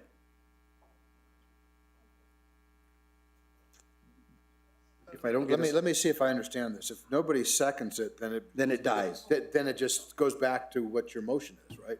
Well, it dies. It dies for lack of a second. But then we just go back to the status quo, right? Well, the status quo, let me ask Danielle, the status quo is the second Wednesday of every month.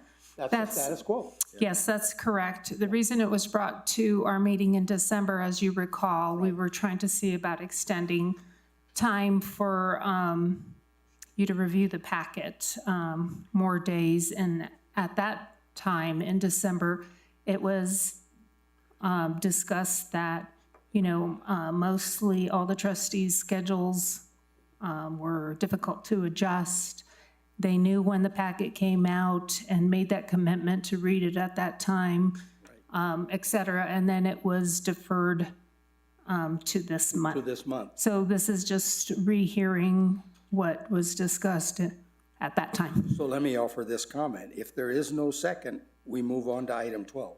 Everything stays. Well, somebody can make another motion. Well, there is a motion, but if you don't get a second, it dies. I know, but then after it dies, somebody can make another motion. Well, right, if you want to. yes, someone can make another motion. Go right ahead. Somebody else, because this one died for lack of a second. So someone make another motion. I'll make another motion.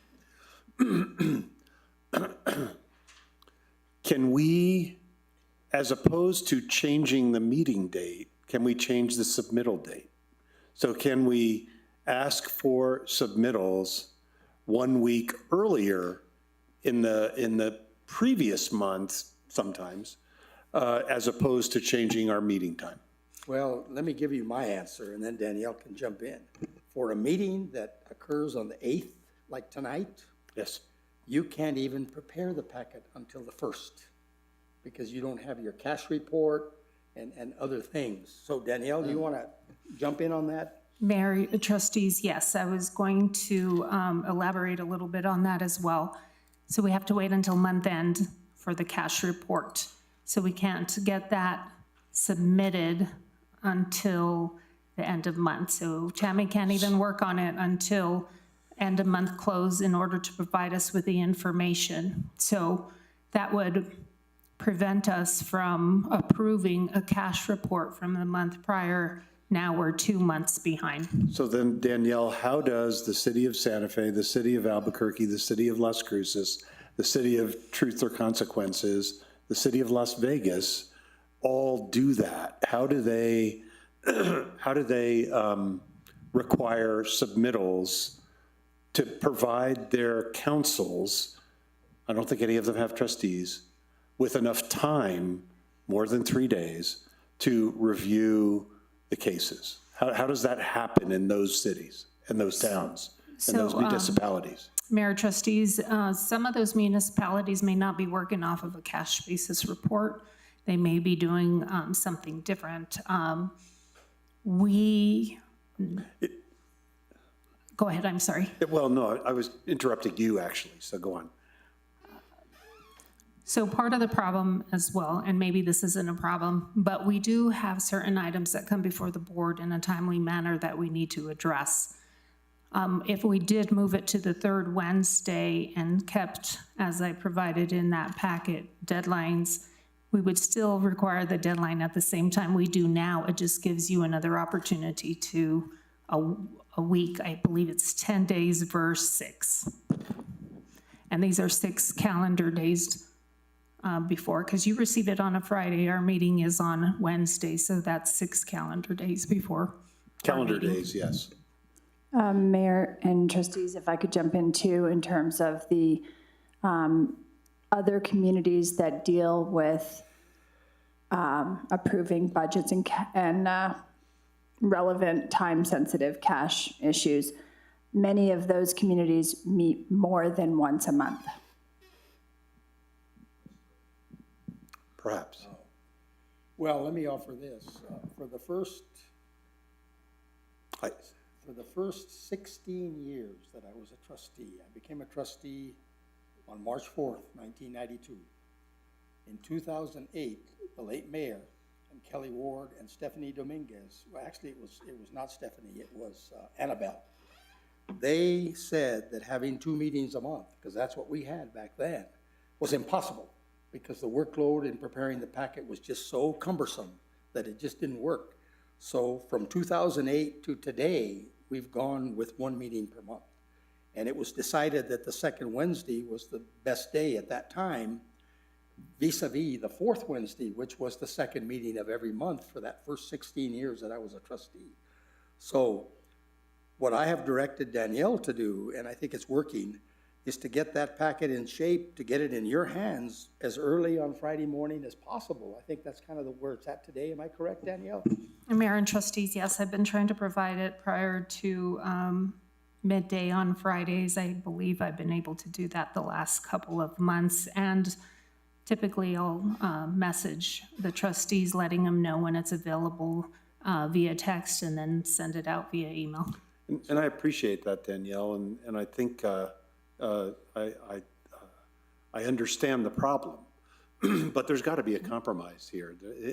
3 days, 3 business days, not calendar days, is a very short time to look at sometimes cases that are totaling 300 pages.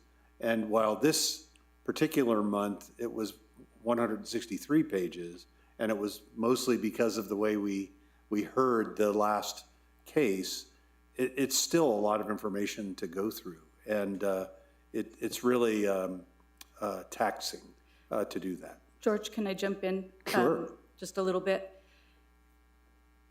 You know, when we run for this position, I mean, I think we know that there's some things that come along with it, and I feel like, you know, the packets are part of that.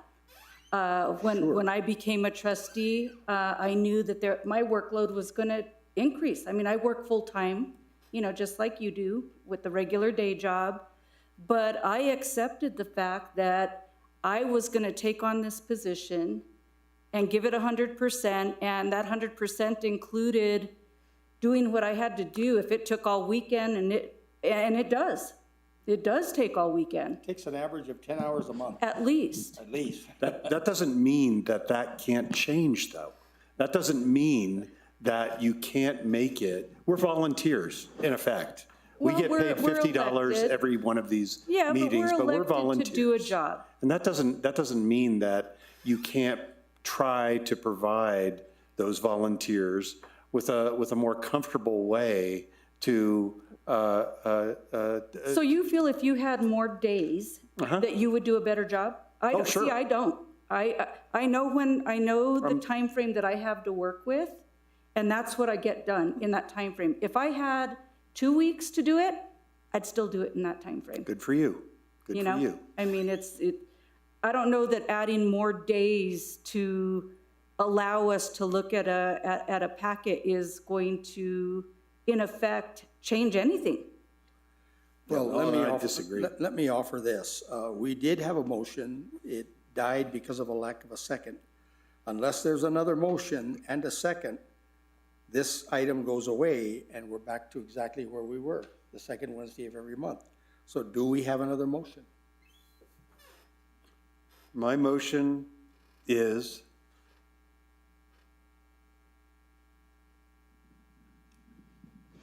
to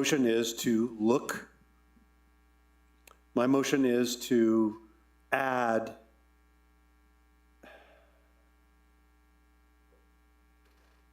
My motion is to add 8 8 days to the 6 calendar days that we have to look at these cases. I don't really have a good motion, Mayor. It's okay, because if you don't get a second, then it's gonna die. Oh, I know it is. So my question is, are you done? I don't understand the motion. Yeah, I'm trying to find a halfway point Okay. between the third Wednesday of the month and the second Wednesday of the month. Pick a day. Right. The third Wednesdays are actually a problem for me because of the water authority meetings, I think. Oh. Then, but They're the same day. the same day, they're earlier, but then I have to rush over. And I'll be honest with all of you, I've been attending meetings the second day of every month for 31 years. And quite frankly, it's never been a problem for me. It's never been a problem. But I'm just the mayor and I don't get to make motions. The trustees make the motion, and unless there's a tie, which there won't be a tie tonight, I can't break it. So, did you finish your motion? No. I'm flexible, probably more flexible than either of you.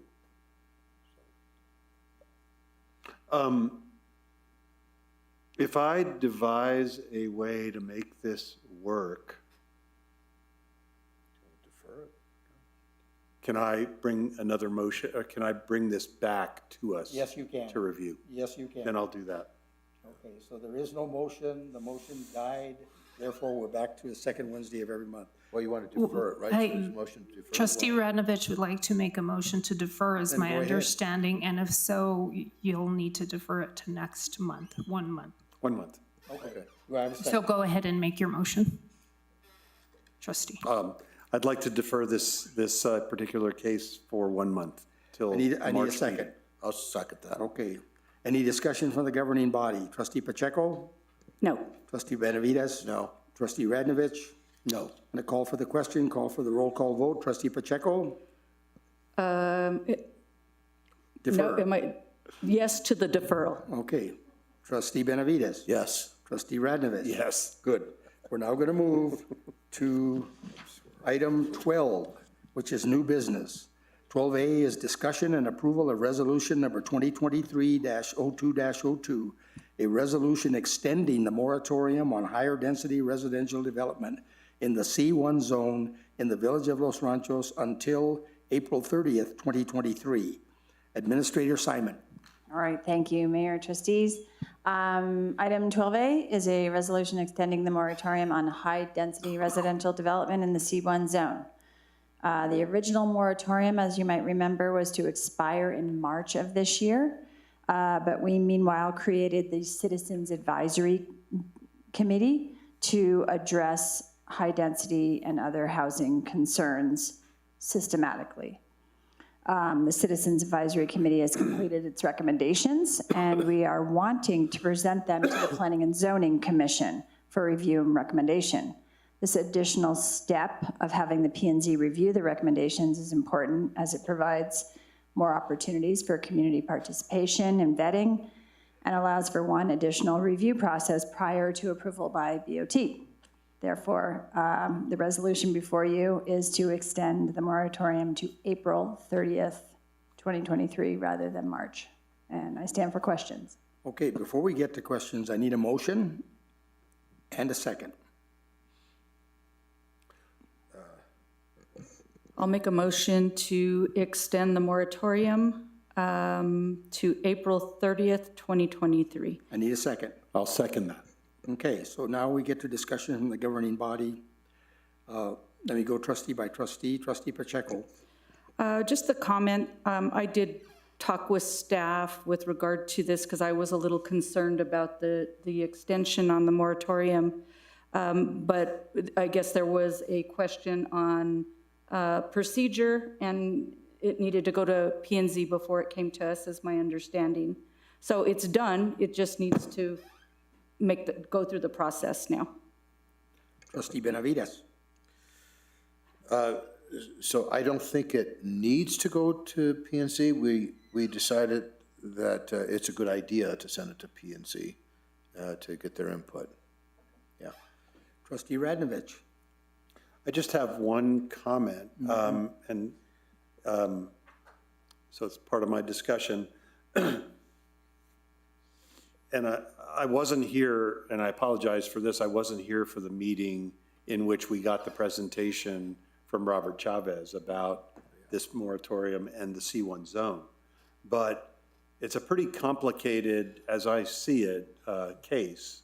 And I just want to make absolutely sure so that we're not in April, again, deferring it.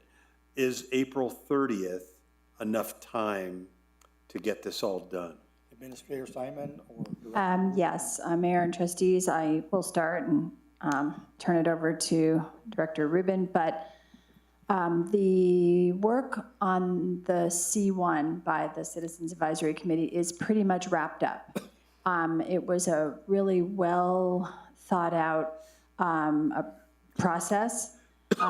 People were generally in agreement. It was a very diverse group, as you know, you've been to a few. And we were all pretty cohesive in terms of the C1 changes that will be recommended. Maybe not so much so on the other issues that this advisory committee is going to address, but on C1, pretty uniform and cohesive group. And I don't see any problems with P&Z. Do you want to add anything, Director? Thank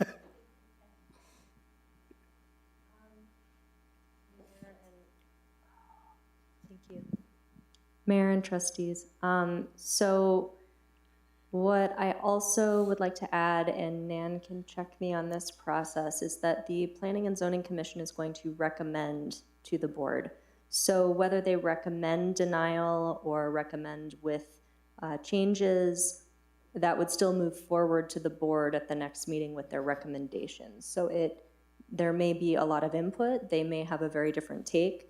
The public input may dictate some different directions. However, that input's super important, and it wouldn't impede it going to the board for a vote. Does that conclude? Okay. Yes. There were no one signed up to talk on this, so therefore the floor is now closed for comments. I'm going to call for the question, call for the roll call vote. Trustee Pacheco. Yes. Trustee Benavides. Yes. Trustee Radnovich. Yes. Motion carries unanimously. We're now at item 13, trustee informal discussion. Trustee Pacheco. Just a couple of things. First, I want to say thank you to the staff for changing out the sign on Second and Osuna. It's just right as you're entering into the village on the right side. And I've been looking at that thing, and finally I saw it. It's been changed, so thank you. I know another thing came up by one of the trustees with regard to seeing if we might be able to explore getting some Los Ranchos-centric sheriff's officers that would just oversee the village. As we start to move forward, with Village Center, and as we start to see gross receipts tax increase, it would be great if we could explore the opportunity to have dedicated sheriff's officers in our community. So just thought I would bring that up. And then I think that was all I had. Thank you. Trustee Benavides. Yes, and I agree with Trustees Pacheco's notion that we need to look into getting patrol cars to patrol the interior of the village, and I think that would help a lot. Let's see.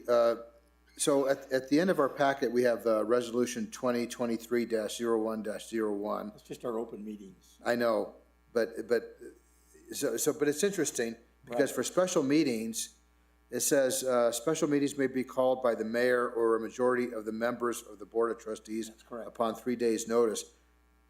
This implies that the trustees can assemble to vote on a special meeting. It's not an urgent issue, but if but it's something that needs to get fixed, if you see what I mean. I think you and I spoke about this one time, Nan Winter. Tell us what your take on this is, because we talked about this a while back. Trustee Benavides, it's procedural. Yeah. It's not substantive. Right. You're not affecting anybody's rights. Right. You're not ex parte. You're not affecting due process. You're simply, as a process matter, collectively agreeing that a special meeting is called for. Well, I mean, You're not allowed to talk about what the special meeting should be would be called for, but. Well, I mean, this applies, actually, the same argument applies to whether we, as trustees, can get things on the agenda. But we can't assemble unless we put out a notice that we're going to assemble, right? And I don't know how we do that. I mean, I have to contact them, hey, do we want to put out a notice? Is that how it works? No, that is Well, how. you, Trustee Benavides, Trustee Benavides, you can work through my office, the office of the clerk, to get that scheduled for you, so there would be communication. I can send out the letters calling for the special meeting if that's indeed what you would like to do. Of course, whatever we place on the agenda is. So you take the vote to see if there are 3 people that agree to that? Is that how it works? You would pose what you want to discuss, and then we'll start looking at dates, because we'd have to make sure that everybody's available. No, you have to make sure there are 3 trustees that agree to whatever. If that's, yes. So how do you do that? How do you do that? How do you get? I would ask the trustees. Okay, that's the part that was missing. Okay, all right, so that's that. Schools, yeah, I mean, people are starting to talk more about schools, especially with the consolidation by APS of our school systems and how it affects, especially in particular, our middle schools. Just, you know, not to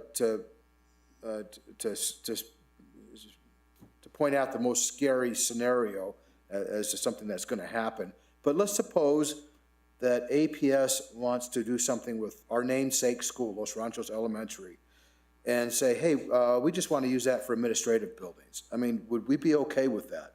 I don't think so. Yeah, I know, but I think we're powerless to do anything about it unless we start thinking about how we prevent that from happening. Well, let me tell you what I know. The principal of Los Ranchos Elementary told me about 4 months ago that they're going to build a brand-new school in the parking lot, and they're going to use the back for something else. I think that school is not going away. No, I know, but I'm saying in the future, we don't know. Well, that's true. And this school is historic. It's been there for over 100 years. Mr. Mayor, may I interrupt real quick? When you guys are speaking, if you can speak into your microphones for the record. You're right, thank you. Yeah, so I just think we ought to give it some thought. I can't solve it right now. Okay. But, so that's all I have. Okay, Trustee Radnovich.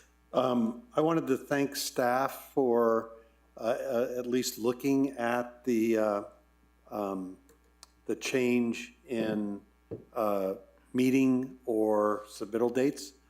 So I will, stay tuned, I'll be back. And then the other thing I was gonna mention is I think sometimes we are working at such breakneck speed within the village, and it really feels that way. It is. Yeah, that we need to take a minute to slow down and think about it. Some of the things that I've brought up in the recent past, things like the mural, for instance, instead of buying a piece of art, never really get even thought about or considered because we're moving so fast trying to get things done. And so I really think we need to, with all those balls in the air, it's really hard to make sure you've got everything figured so you don't drop some. And so for a small village like ours, it's something I just wanted to say. We need to slow down a little bit and think about these things in a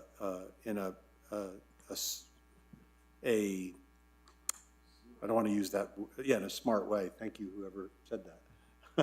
Was that you, Fred? Somebody very smart said. So. Anything else, George? Mayor and Trustee Radovich, can I just comment on that? Yeah. So we are about to jump into our budget process. And I think that would be a great opportunity for you to bring up a project and we can put money, staff, and time to it. Right now, the reason we're moving so fast is because we only have 1 year to take care of projects.